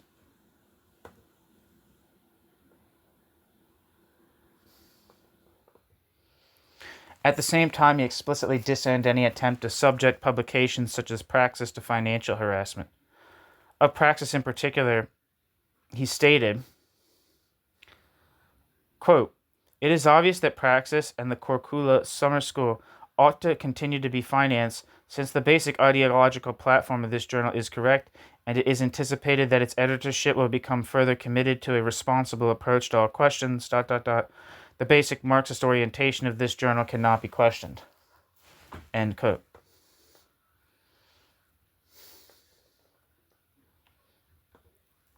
A few months later, an even more noteworthy event took place in Zagreb, this time in the heart of the academic community. An election was to be held in Zagreb University for a successor to the previous rector, Ivan Supek, a noted Yugoslav nuclear physicist and brother of Praxis Marxist Rudi Supek. After a vigorous campaign and university-wide debate, the quote nationalists suffered a serious setback with the election of Predrag Vranički. For years, one of the most active and respected members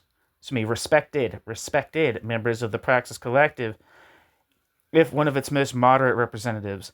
To be sure, this victory for Vranički, a widely admired scholar in his own right, known as much for his gentle and conciliatory personal manner as for his humanist commitment, did not necessarily signify a victory for the Praxis Marxists as a group, for in spite of his Praxis activity, Vranički had managed not only to retain his party membership, but also his seat on the party's Zagreb City Committee.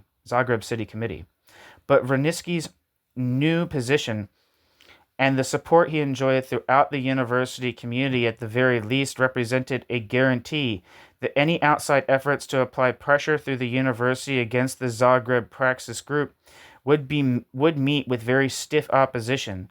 As subsequent events would show, however, neither Suvar's kind inclination toward Praxis nor Vranički's presumed ability to predict the personal fates of the Zagreb Praxis collaborators would constitute, in the final analysis, sufficient guarantees that Praxis itself would be allowed to continue publishing indefinitely. While in Croatia, Praxis may, for the time being, have found valuable guardians in Suvar and Vranički, the significance of local developments was now overtaken by policies dictated at the federal level.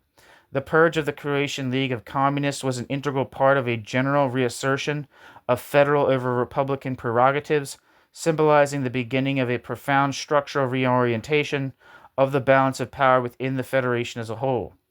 The impact of these larger developments began to have ominous overtones for Praxis, and in particular for its Belgrade representatives. As already noted in January 1972, Tito had called for a redoubled effort to remove the recalcitrant professors from their teaching positions, an appeal which he had first sounded after the student demonstrations of 1968.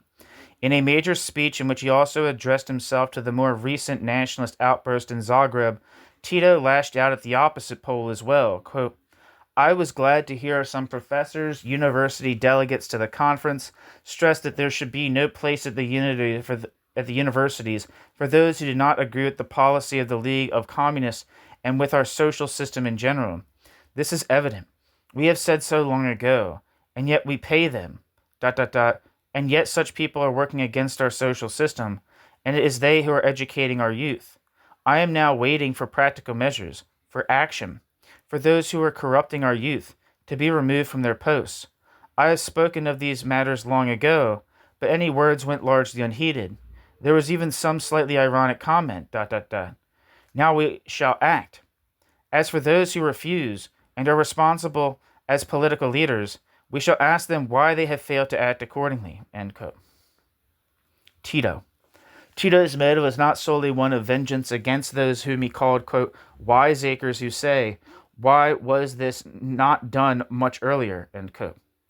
Tito. In addition, in Tito's speech, Tito wished to sketch out a new course that would re-cement the Yugoslav community to its ideological moorings, one component of which was, in his words, to have, quote, Marx to return to the university, end quote. Tito. Concurrently with the elimination of hostile theories from the academic environment, Tito wished to restore the old Marxism which he and his companions were familiar, and to restore to Marxism what Tito saw from his traditionalist standpoint was its proper ideological function. Quote, Marxism, Tito asserted, quote, must provide the basis for the theoretical education of our youth, of our young cadres, regardless of the profession they may choose. Well then, these young people of ours who have such flimsy connections with Marxism, what do they know of dialectics? Not very much. And in our country there is so vigorous a process of social change that some knowledge of dialectics is essential. End quote. Tito. Introductory address.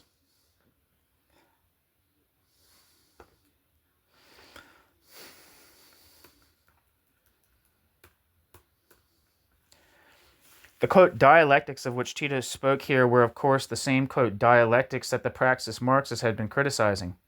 Well before their intellectual tendency was formalized by the creation of Praxis itself as metaphysical, dogmatic, and apologetic. In effect, Tito was attempting to turn back the clock, at least in a cultural sense, to a period when the ideological foundations of the political order were unquestioned and when internal party discipline held its own in the face of external challenges. What Tito did not perhaps realize with sufficient clarity was that in this case, the challenge confronting the party had developed organically from within the communist movement itself, and that it represented but a further development of the continuing quest for a, quote, new path to socialism. Tito's reaction, however, was to seek refuge in the old ways. It was in such an atmosphere of growing official hostility toward the Praxis Marxist that an incident occurred in Belgrade that further clouded the prospects for a balanced hearing. At a professional symposium at the law faculty of Belgrade University, held on March 4, 1972, devoted to the controversial constitutional amendments, the legal theorist Mihailo Djuric, a member of the Praxis editorial council, made some remarks that were publicly interpreted as being inflammatory of Serbian nationalist sentiments. Footnote. Criticizing the extreme decentralization of power foreseen in the new constitutional amendments, Djuric had expressed his concern that internecine feuding among the various nationalities would come to play an ever greater role in the future, facetiously remarking that Serbs might well become concerned more about might well become concerned about their own national boundaries and about the fate of Serbian minorities in other republics, especially in Croatia. For many, these comments raised images of the interwar period and of the suffering of Serbs at the hands of Croatian Ustasi. I can't remember how to say that. Well, Ustasi. I usually say it Ustasha, and I've heard it pronounced Ustasha, so maybe it's Ustasi. I have no idea. But I'll just say Ustasi, because that feels right, but could be wrong.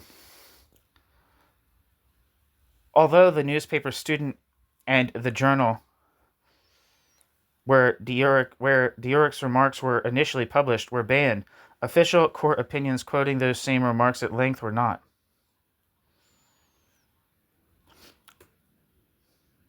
The direct concern of these court documents was the banning of the 3rd to the 4th issue 1972, 3 to 4 1972 issue of Praxis, containing the protests of the journal's editorial board over the Djuric affair. End footnote. For these statements, Djuric received a harsh 2-year prison sentence in a widely publicized proceeding over the strenuous objections of his colleagues. I'm fucking up today. The Praxis editorial board published a protest about the incident, defending Djuric's right to speak freely in academic discussions, although delicately refraining from defending the content of his remarks. This article was in turn quickly banned by the Sisak District Court, with the Croatian Supreme Court this time upholding the lower court's ruling.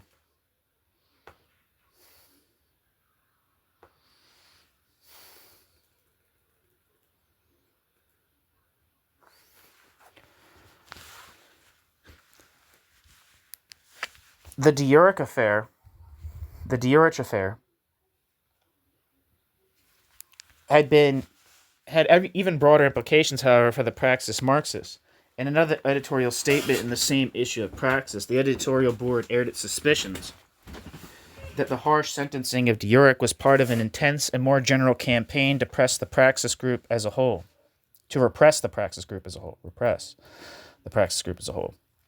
They pointed to the discontinuation of funds from the Croatian government, a decision apparently reached over Suvar's head in the LCC Ideological Commission, the, quote, blacklists of, quote, undesirables who are not permitted to appear on radio and television broadcasts, the revocation of the passports of 4 Praxis associates in Belgrade,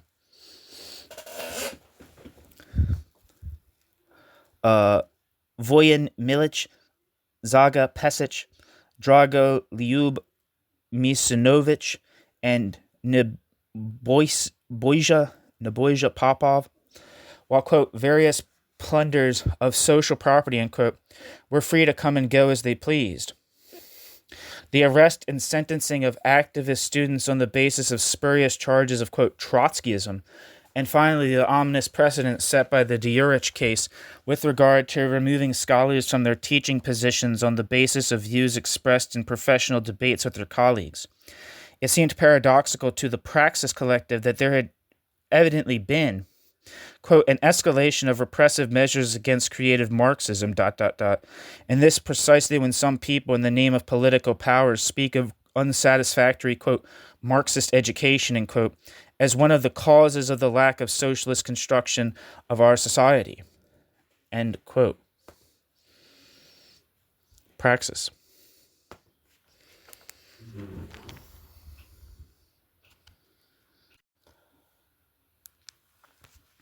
The editorial board was not mistaken in its fears. In the ensuing months, direct attacks on the Praxis Marxists would intensify along the broad front of methods deplored in this editorial statement. Subsequently, it would become even more difficult than before for, quote, Praxisovci to publish their works. The journal would find itself in an increasingly serious state of chronic financial crisis. More passports would be revoked in Belgrade, including those of Stojanovic, Markovic, Životić, Tadić, and Trivo Indić. And efforts to remove the Belgrade Praxis Marxists from their teaching positions on the basis of, quote, moral and, quote, political criteria would be greatly intensified. Meanwhile, this editorial statement, along with the statement specifically addressed to the Djuric affair, was banned by the Croatian authorities. It might be noted that in upholding the ban, the Croatian Supreme Court, when speaking to the specific charges enumerated in the editorial statement, called them, quote, distorted, but cautiously refrained from using the term, quote, false, except in the most general connection.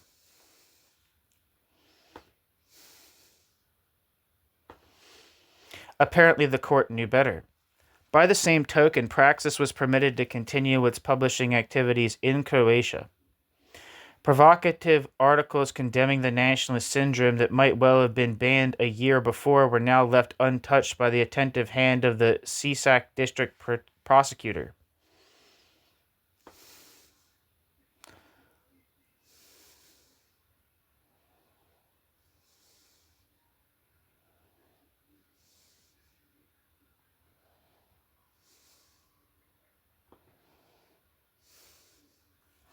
Clearly, the new constellation of political forces in Croatia found itself in strange alliance with Praxis, and this circumstance seemed to dictate forbearance from direct measures against the journal in the interest of a united front in the struggle against nationalism.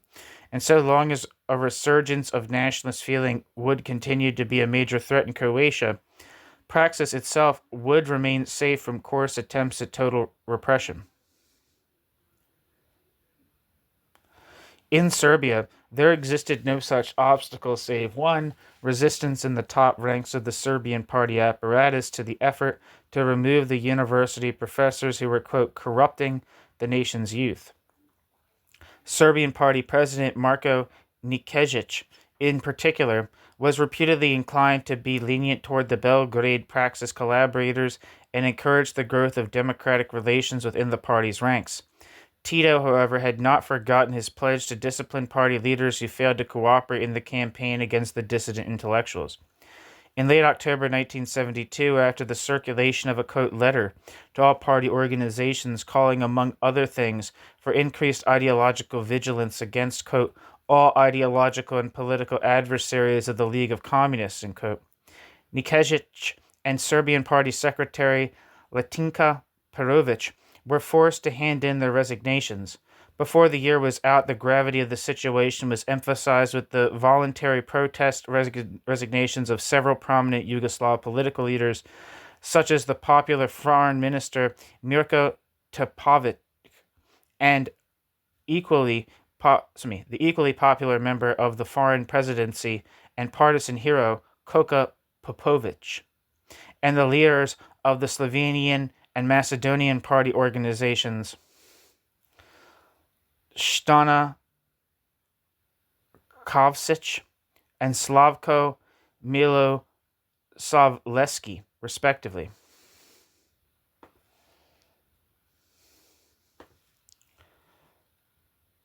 The outward complacency with which Tito reacted to these major losses bore striking testimony to his characteristic unity of purpose in pursuing his goal.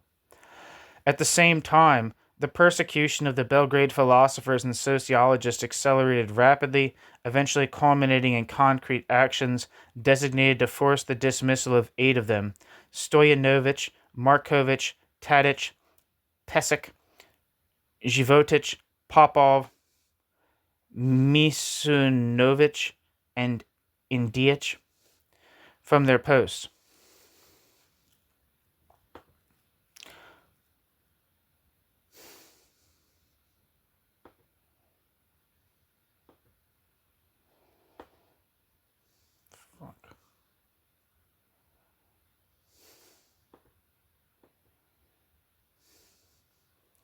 God damn it.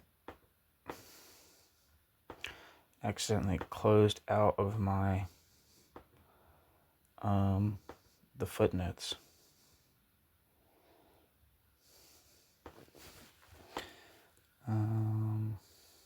Fuck.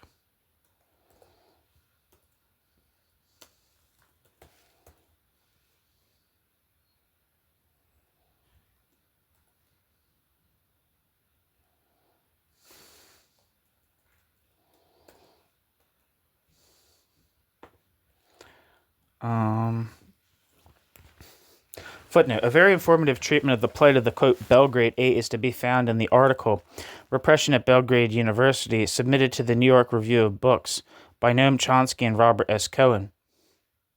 See also Sher Zukin's article, The Case of the, quote, Belgrade 8, published in Telos in 1974.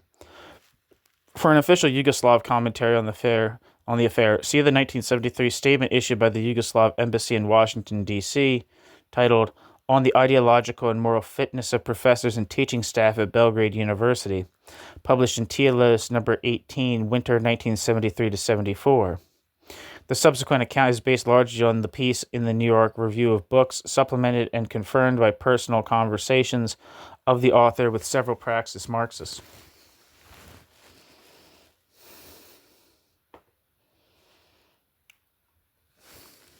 End footnote.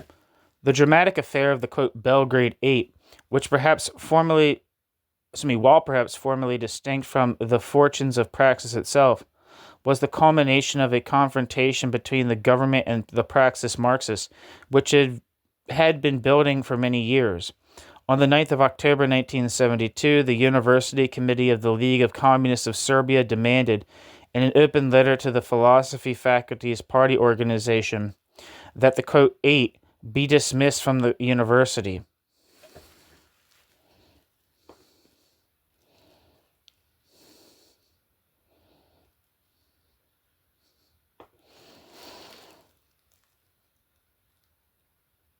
The grounds for dismissal were a set of, quote, moral political criteria for university professors, including conformity to the party line, which had been only reluctantly accepted by the university in the face of intense pressure from above. No action in response to the party's demands was taken by the philosophy faculty for several months, prompting a letter from the LCS University Committee angrily stating that the faculty was sheltering a group of dissident professors, quote, in open conflict with the party, end quote.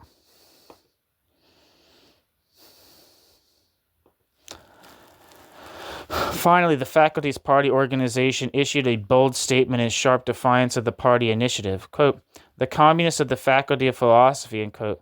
The resolution asserted, quote, oppose implementation of administrative measures against the instructors criticized in the letter of the university committee, end quote.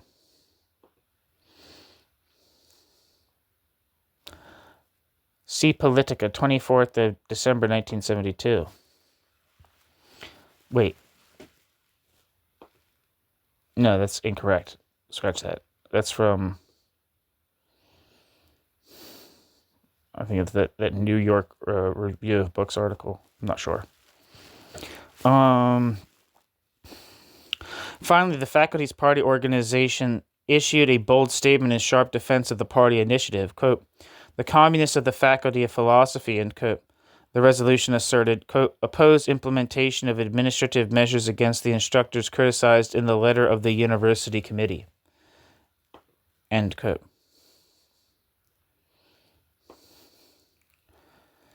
With this, the conflict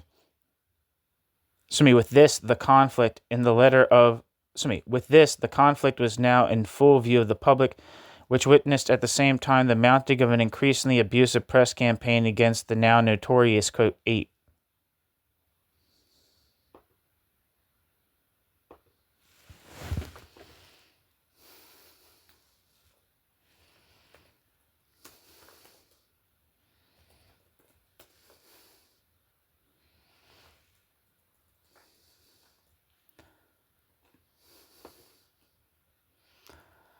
Parallel with these developments, the government began to apply pressure on individual Praxis Marxists in ever more blatant ways. An entire book by Mihailo Markovic entitled Reappraisal, consisting of no more than articles previously published freely in Praxis and other journals such as the Belgrade Filosofia, edited by Tadic and Pesic, was banned by the Belgrade District Court in November 1972. This decision was only partially reversed the next month by the Serbian Supreme Court, sustaining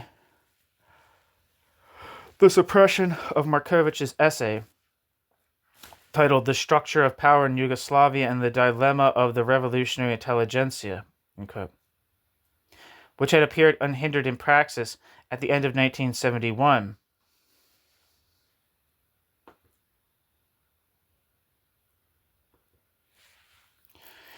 It will also be recalled that it was in the summer of 1972 that Mihailo Djuric was sentenced to 2 years imprisonment for his allegedly nationalistic statements, while the young Praxis Marxists from Sarajevo, Jesus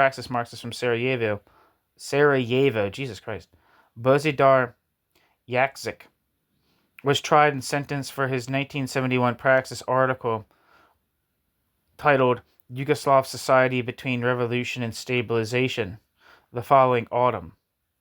The main thrust of the party's attack, however, was reserved for the sole remaining protection available to the Belgrade Praxis Marxists, the long-standing tradition of the autonomy of Belgrade University from outside interference.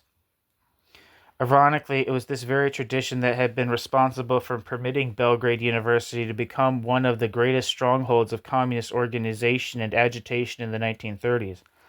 Now the party attempted to reverse all this.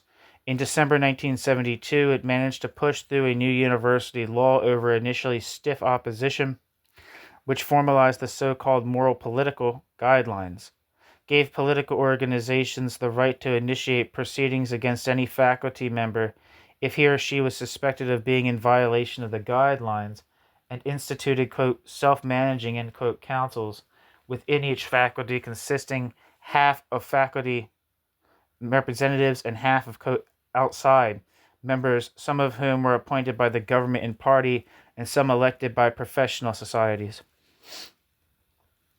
Naturally, it was the last provision which gave the, quote, 8 at the philosophy faculty the greatest cause for concern, and the composition of the faculty's council quickly became a topic of heated controversy.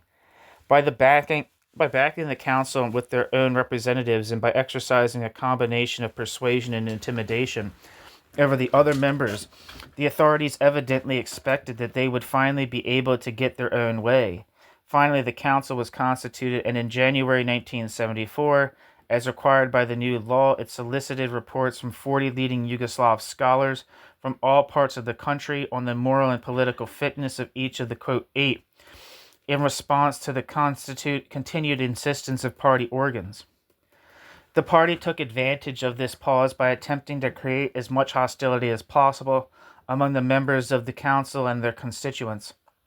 Since it apparently believed it a foregone conclusion that the instructors would vote as a bloc with the besieged professors, and that the, quote, outsiders, on the other hand, would vote with the party concentrated its efforts on harassing the students in the hope that the professors, now in a very delicate position, would fail to come to their aid, alienating their student allies and weakening their own position.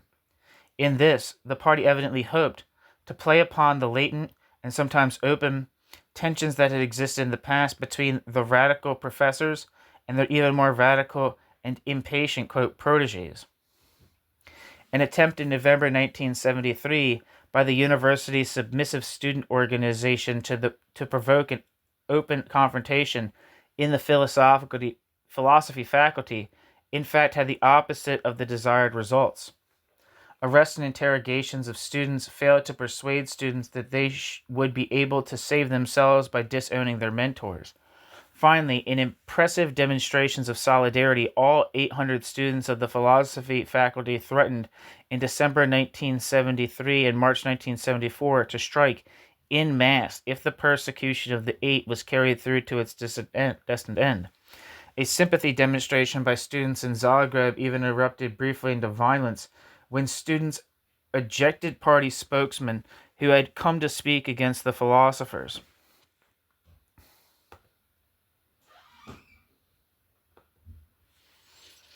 What the party feared most of all, a repetition of the revolts of 1968, was becoming an increasingly likely prospect, and this time the party would have no one to blame but itself.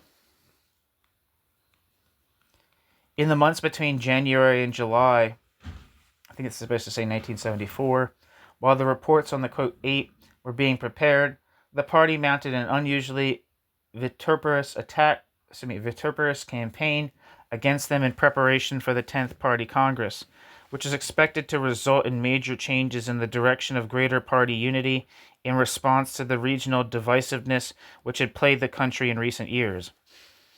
In a widely publicized speech delivered in February, the prominent party executive secretary and favorite of Tito, Stana Dolanc, devoted an unusual degree of attention to the affair in Belgrade and made the following confident prediction, quote, I have mentioned the example of these philosophers only in passing, as I do not consider the struggle against them one of our more important tasks. They will fall by the wayside of themselves, for the simple reason that their concept has nothing in common with the broadest political and ideological concept that has been adopted by the vast majority of our working people. I mention them only because I feel that in the preparations for the 10th Congress, communists and all the other socialist and progressive forces of Yugoslavia may look back with pride on the road they have traversed. End quote. Stana Dolanc, in the article Self-Management, Motto of Modern Man, speech delivered on the 17th of February 1974 in Karagujevac,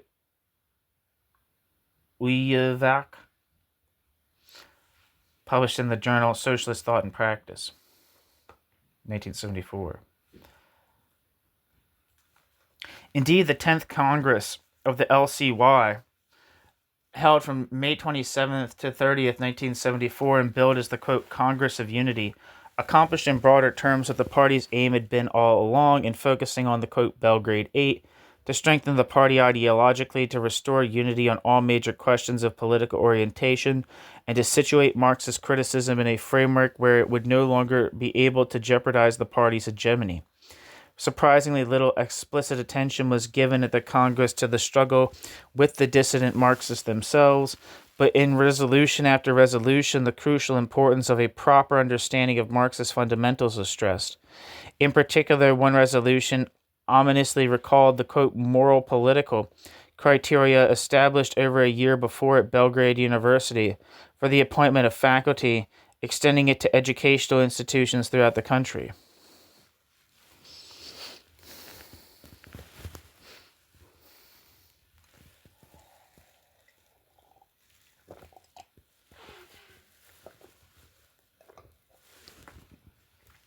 Quote, the League of Communists attaches special importance to the professional abilities and moral political qualities of teaching personnel. ... The choice of teachers necessarily becomes a matter of general interest. Therefore, social criteria must be established for the election of teachers, leading professional personnel in particular, whereby the present composition of professional personnel will be improved. End quote. That's from the resolution on the tasks of the League of Communists of Yugoslavia in the socialist transformation of education along self-management lines. Published in Socialist Thought and Practice, Volume 14, Number 6-7, June-July, 1974.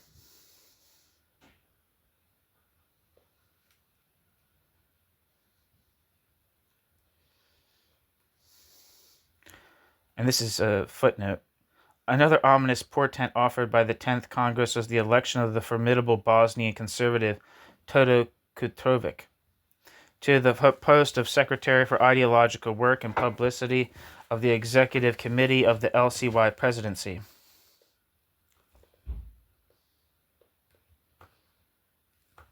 One second.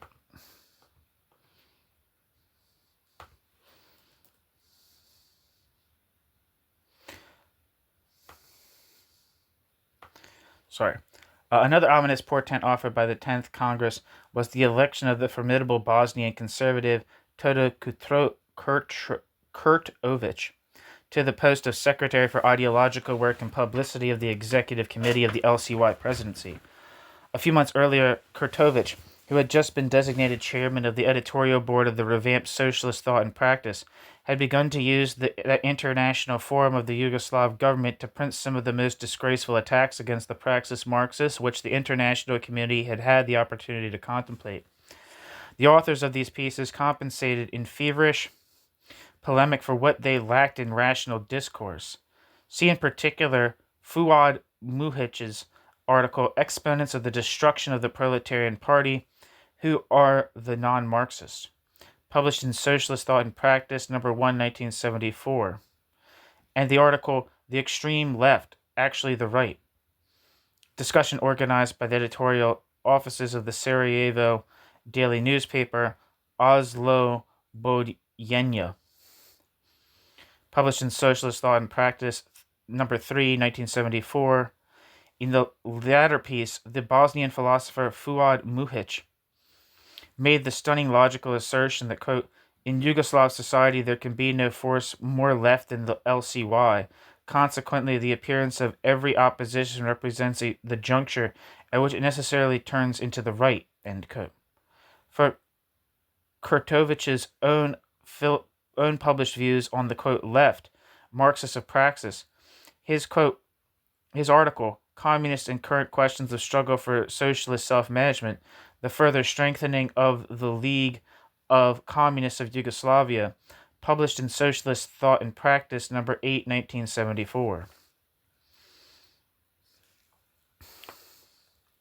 End footnote. With its now official endorsement of the moral political guidelines, the party turned to the long-awaited reports on the 8 Belgrade Praxis philosophers.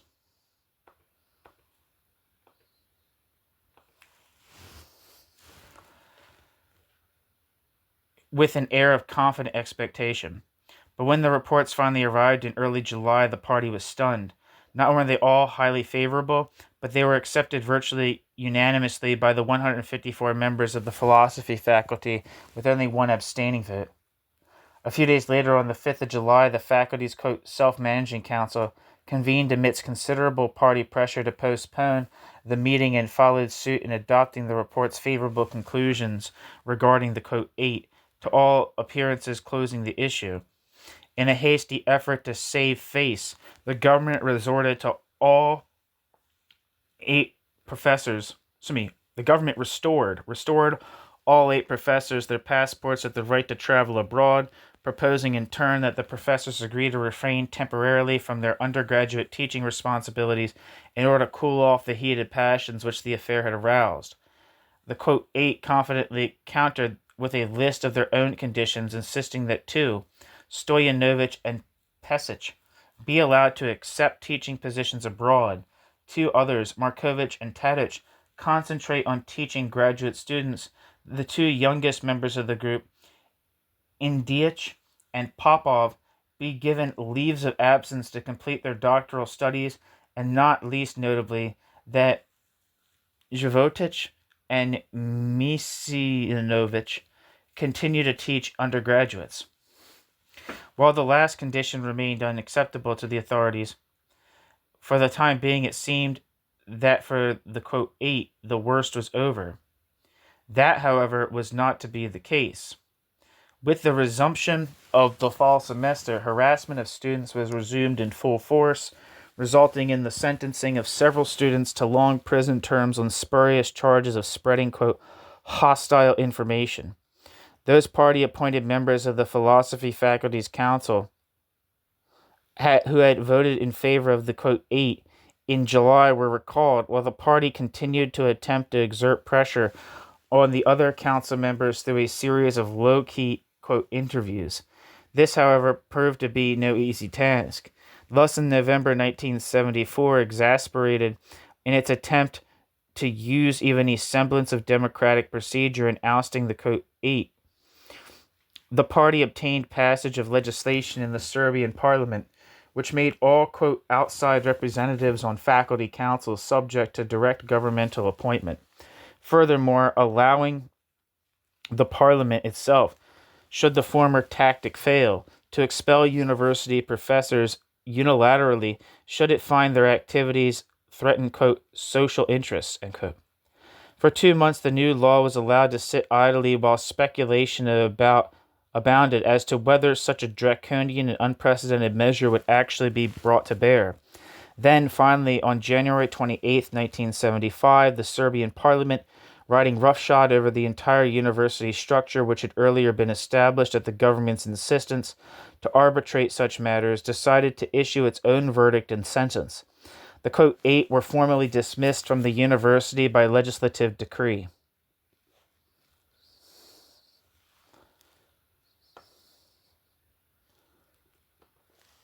These events were but the most dramatic expression of a growing conservative mood in high party circles. The period preceding the 10th Congress is one of intense reflection for the party, not only about the relatively minor problems of the fate of the Praxis Marxists, but also about the very nature of the relationship between the party and society at large. It was sensed that it was time to reassess the role which the party had fashioned for itself after the 6th Congress in 1952, when it virtually abandoned the traditional doctrine of the, quote, leading role of the party in all major political and organizational matters in favor of a less commanding educational and ideological role. As early as October 1972, Tito himself had publicly expressed his doubts about this historic transformation, opening the way for further discussion on this vital issue.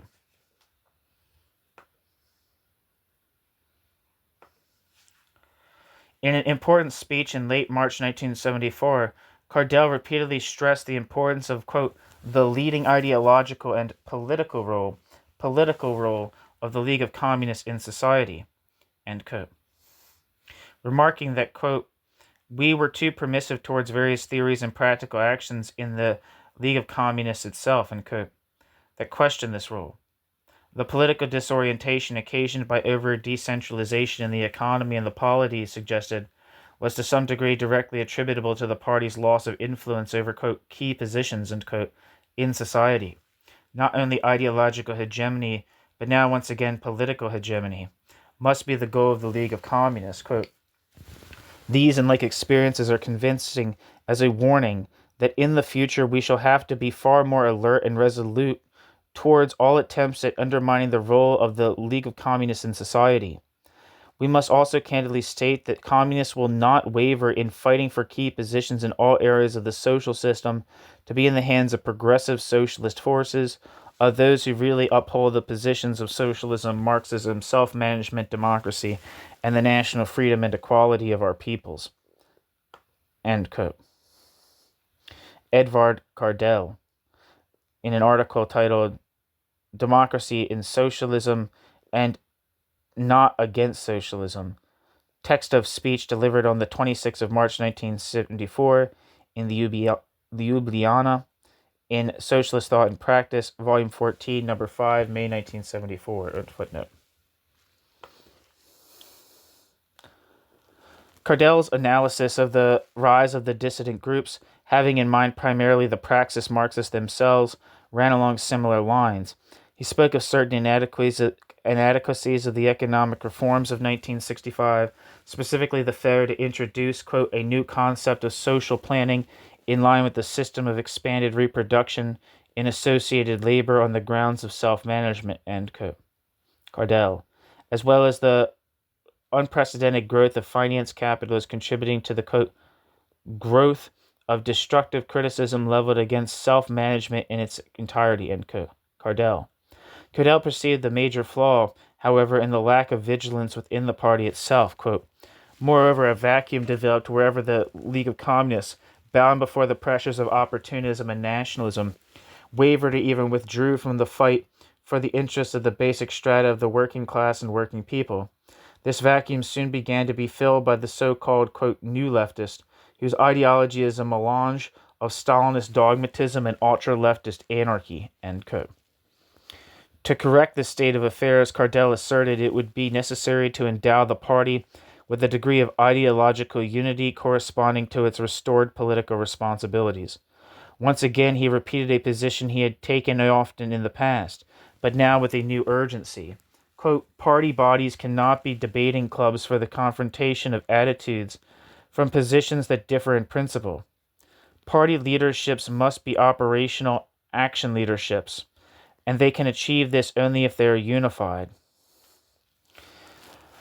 In order to ensure this unity, the party needed to provide some guarantee that journals such as Praxis would no longer be able to publish freely and become platforms for consistent social criticism and intellectual opposition as had been the case in the past.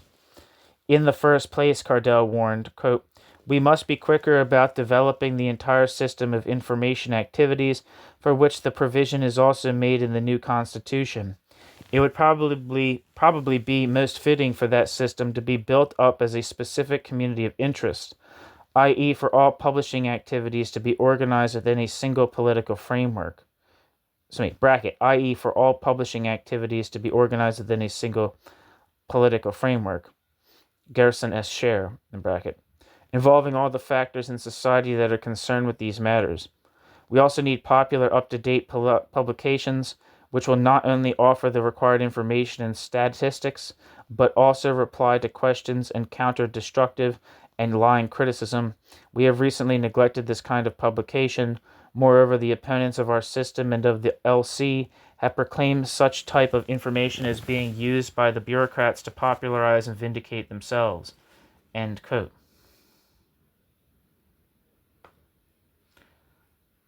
Cardell. Footnote: in subsequent publications of the sort called for by Cardell quickly came into being. In mid-1974, the venerable Sarajevo journal Pregled initiated an international series, Survey, Periodical for Social Studies, apparently the regime's answer to the popular international edition of Praxis. Significantly, Survey, Periodical for Social Studies, back cover noted that it is published, quote, in conjunction with, end quote, the international series Socialist Thought and Practice. In late 1975, Tan Young's English language bi-monthly, Yugoslav Life, proudly noted the establishment of a new Belgrade journal, Marxist Thought, published by the Central Committee of the Serbian League of Communists, which is to be a, quote, response to the need for more engaged, integral, and systematic deliberation on and clarification of the ever more complex questions of Marxist theory and self-management practice in the modern Yugoslav society. In cultivating open and unbiased criticism, this new journal hopes further to develop Marxist thought through positive and constructive analyses and papers, and thus curb conservative thought in all its aspects, while constantly following creative practice. End quote.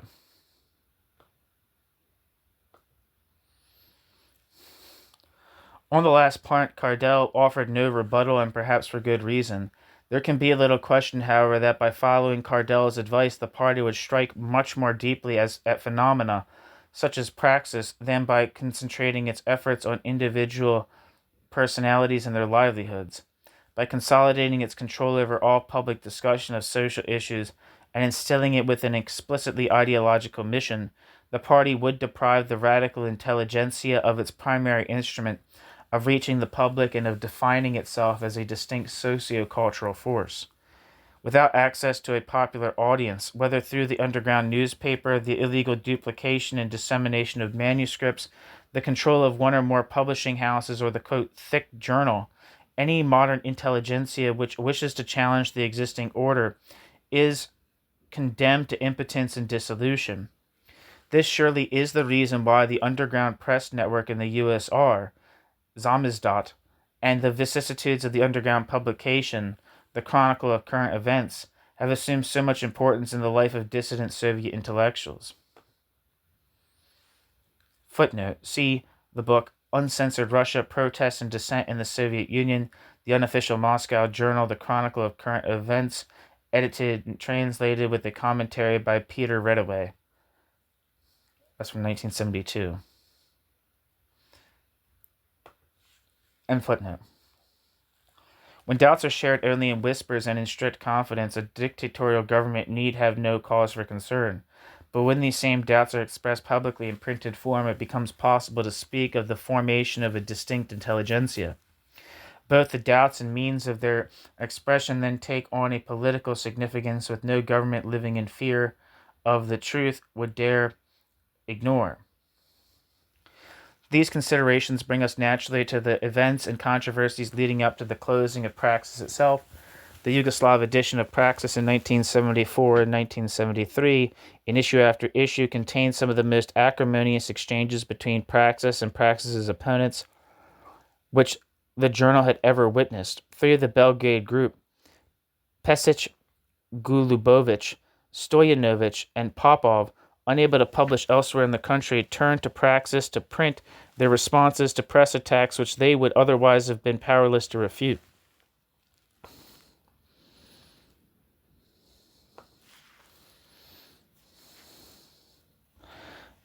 Gaya Petrovich abandoned his serene philosophic pose and, revealing himself as a formidable polemicist, battled on two separate fronts.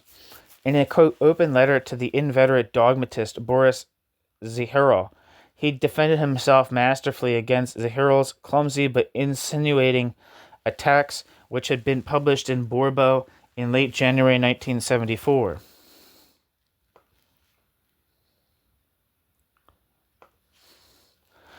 On another occasion, Petrovich involved himself in a heated debate with the Ljubljana philosopher Voyan Rus, the brother of Praxis associate Veliko Rus, and three of his colleagues after it had been proposed that the philosophical societies of Yugoslavia, which had been acting since 1969 as a co-sponsor of Praxis's international edition, as the League's official publication, eased Praxis out of this role and instead found a new and more, quote, representative, end quote, philosophical journal which could presumably better speak on behalf of Yugoslav philosophy as a whole. Petrovich suspected, perhaps with some reason, that this initiative was in fact an attempt to undermine Praxis itself by cutting it off from one of its most important sources of funds. Still, Petrovich's extremely bitter and strongly worded reply to Rus did little to elevate the overall tone of the debate and left the unpleasant aftertaste of personal warfare, which the Praxis editors, including Petrovich himself, had done so much in the past to avoid.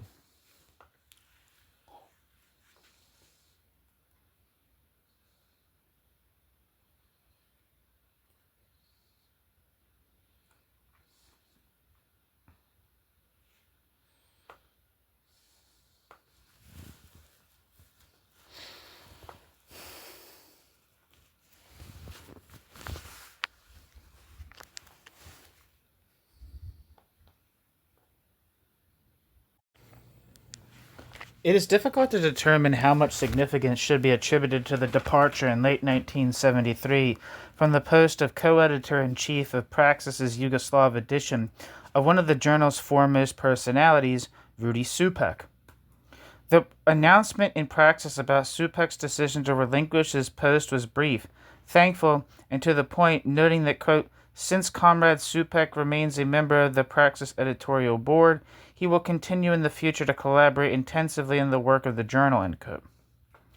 A reference in the announcement to, quote, overwork, end quote, no doubt referred to Supek's time-consuming duties as president of the Yugoslav Sociological Association, as well as his newly found interest in ecological matters.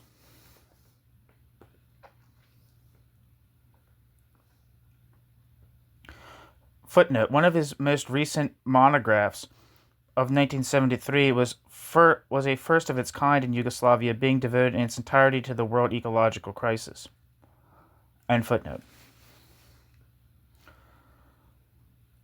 Although Supek came to co-editorship of Praxis only 2 years after the journal's founding, in 1966, for 7 years thereafter, he made an indelible imprint on Praxis, although his role in terms of technical editorial work was rather limited.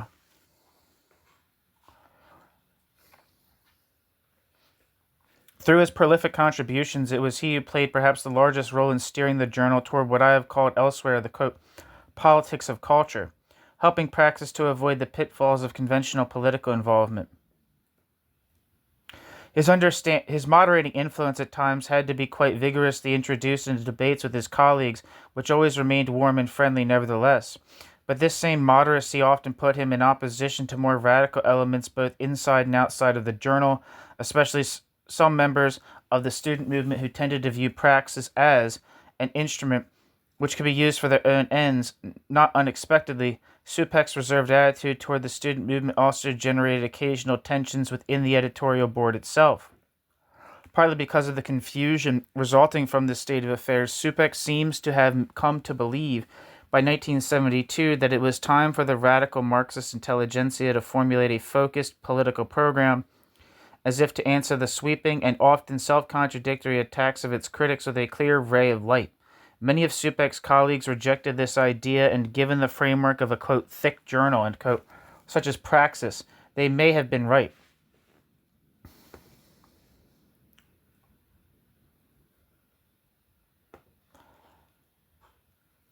Supek's recognition of the inappropriateness of Praxis as a vehicle for such a program may, therefore, have convinced him that for him to continue to occupy a leading role in Praxis would be of limited value.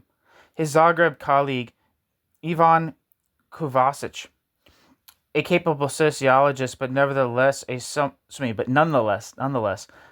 less dominant personality, took over Supek's duties as co-editor-in-chief of the International Edition. It is not altogether likely, moreover, that Supek's departure and Petrovich's unprecedented polemical outbursts were sheer coincidence. For these and a variety of other reasons, Praxis was beginning to move onto very shaky ground, as indeed the strident tone of Petrovich's defensive tirades itself seemed to suggest. In these last months, the thin boundary between philosophy and politics took on vital significance for the journal and its adherents. On 2 occasions, the editorial board spoke out boldly in defense of the Belgrade Eight, once directly, and the second time by reprinting its reply to the vicious anti-Praxis attacks of 1968, but this time in bold type, quote, for easy reading, end quote.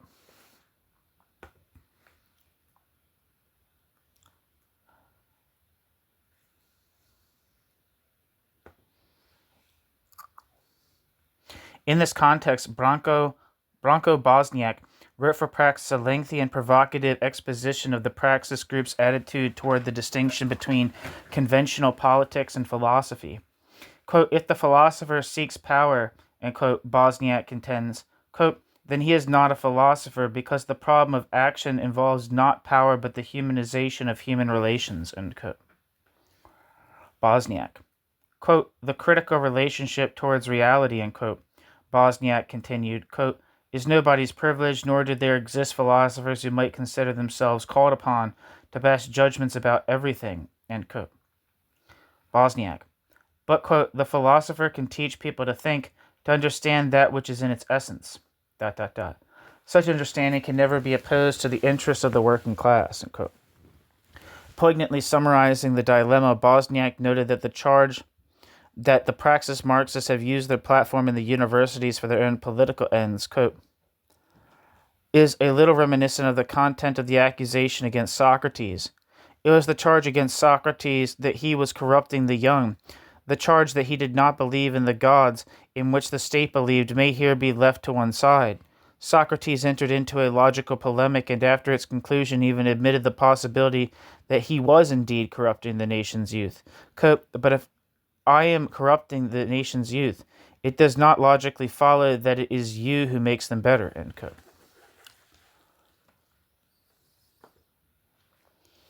Branko Bosniak.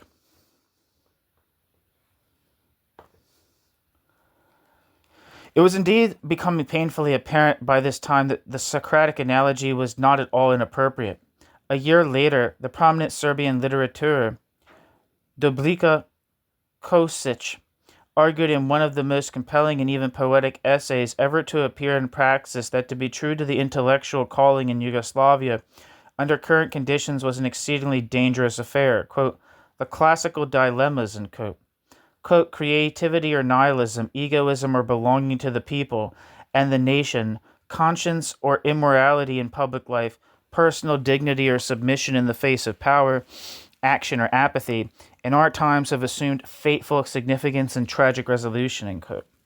The critical and independent intellectual who could stand and say, as at one time did Maxim Gorky, quote, no matter whose hands the power is in, it is my human right to relate to it critically, end quote, was now pressed in on all sides by the, quote, honorable intelligentsia, that reserve army of the political bureaucracy, end quote, whose main loyalty was to the, quote, privileges attendant on expertise, end quote. warning of the danger of a quote consumerist Stalinism, end quote. Kozic lamented that, quote, traditional historical optimism, faith in the constancy of progress, the most cunning form of conformism, must be abandoned to the ideologues and hedonists, if it is wished to sustain hope in socialism as a possible society of freedom and justice, reason and conscience, end quote. Kozic. And as for the charge that certain intellectuals had abused their freedom, Kozic retorted, quote, in the history of the world and this country, the greatest abuse of freedom has always been committed by people of power and political ambition, ... The most fatal social act is to deprive a person of his freedom, end quote.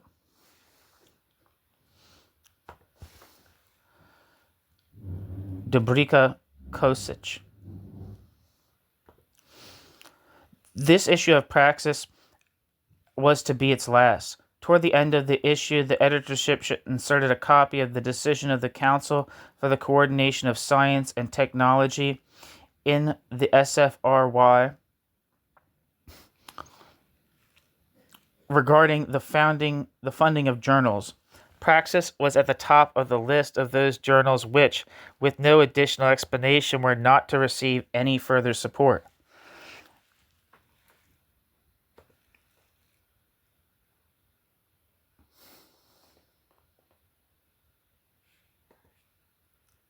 There can be little doubt, however, that the generally worsening political climate aggravated by Praxis's published defenses of the, quote, Belgrade 8, as well as its increasingly strident tone in its last months, was prominent among the immediate factors leading to this decision. At about the same time as the, quote, 8 were ousted from the university in Belgrade at the end of January 1975, the trade union organizations in Sisak were ordered to cease work on the printing of Praxis. Finally, on February 21st, 1975, it was announced in Belgrade that Praxis had been closed after its editorial board had rejected an ultimatum from the authorities. The Praxis editorial board addressed these final poignant words of explanation and farewell to the readers of the Yugoslav edition, quote, we inform our readers and subscribers that the Yugoslav edition of the journal Praxis no longer enjoys the opportunity to be published. The difficulties with which we have been confronted have grown especially in the past year, when the journal was deprived of all financial support, and recently our printer, ... sent us written notice, quote, that the political active and management organs, bracket, of the enterprise, and bracket, has decided not to perform the service of printing the journal Praxis in the future, end quote. That's the end quote of the letter. Wait, no. Hold on. Yeah, this end quote from the letter. This is still a quote from Praxis. At this time, when the Yugoslav edition of Praxis ends its existence after a 10-year period of publication, one might expect that the editorship would offer an analysis and assessment of its work and activity. But as it does not appear that such an analysis could be published at this time, we have no choice but to defer an assessment of our activity to the future. We once again wish to affirm that the members of the editorial board of Praxis, in their activity, have stood and stand on the principles of the critical and open Marxism and the humanistic and self-managing socialism, which they clearly proclaimed in the first issue of the journal, and which they attempted to defend and develop in the course of the 10 years of its publication. Whatever the, end quote, Praxis, letter addressed to, or footnote, letter addressed to the, quote, readers and subscribers of Praxis. And footnote. Whatever the ultimate fate of the Praxis Marxists, the events of recent years summarized above plainly demonstrate the truth of Marx's observation, quoted at the beginning of this chapter. Quote, philosophy is introduced into the world by the yelling of its enemies, who betray their internal infection by their noisy call for help against the blaze of ideas. End quote. Marx. Indeed, Praxis was never so widely circulated and avidly read as after the banning of 1971 to 72, and the public surfacing of the affair of the, quote, Belgrade 8, As efforts at repression intensified, so did the Praxis group become a cause célèbre on the Yugoslav scene. Each additional newspaper report of a court decision or a party resolution only served to spread the notoriety of the Praxis Ovci much more effectively than they could ever have done themselves on the pages of their cumbersome, often dense, and predominantly professionally oriented journal. Whatever the Yugoslav public's feelings about the theoretical and political views expressed in Praxis, it was the courageous response of the Praxis collaborators to measures taken against them that increasingly earned them and their journal the reputation proclaimed by one of their number. Quote, real power needs not only potentates, but also those who bow down in the face of power, and obedience demands not only those who command, but also those who peacefully listen, slumber, and nod their heads. But these latter qualities, this reverent and self-effacing humility cannot, I think, be ascribed to Praxis. End quote. Grillich. At the very least, then, the spectacle of Praxis, insofar as it penetrated public consciousness through protests, scandals, and official attacks, whose intensity increased in direct proportion to their desperation, provided the Yugoslav public with an object lesson in the art of self-management. The, quote, Praxis of Praxis spoke to that public perhaps more eloquently than all its discourses on Marxism. The content of socialist culture and its critiques of the existing order could ever hope to do. In the final analysis, Praxis's popularity was due largely to forces beyond the control of its individual contributors. The clumsy actions against the, quote, eight in Belgrade and the closing of Praxis itself, taken in the broader context of the politics of the 1970s, appear to confirm that the Yugoslav revolution is entering decisively on a conservative phase. Tito, refashioning Yugoslavia so that it might survive without Tito, has set the country on a new course. While it seems clear that post-Tito Yugoslavia will remain united, prosperous, and most probably independent, it appears that it will be a Yugoslavia in which spontaneous, honest social debate and critical thinking, elements which were manageable during Tito's lifetime by virtue of his own immense authority and prestige, will become mere memories of a past age, the age of Praxis. And that is the end of Chapter 5 of Praxis, Marxist Criticism and Dissent in Socialist Yugoslavia by Gerson S. Sher. The conclusion, the next chapter of this book, Chapter 6, is the conclusion, which is titled The Intellectual and Social Responsibility. Thank you so much for listening.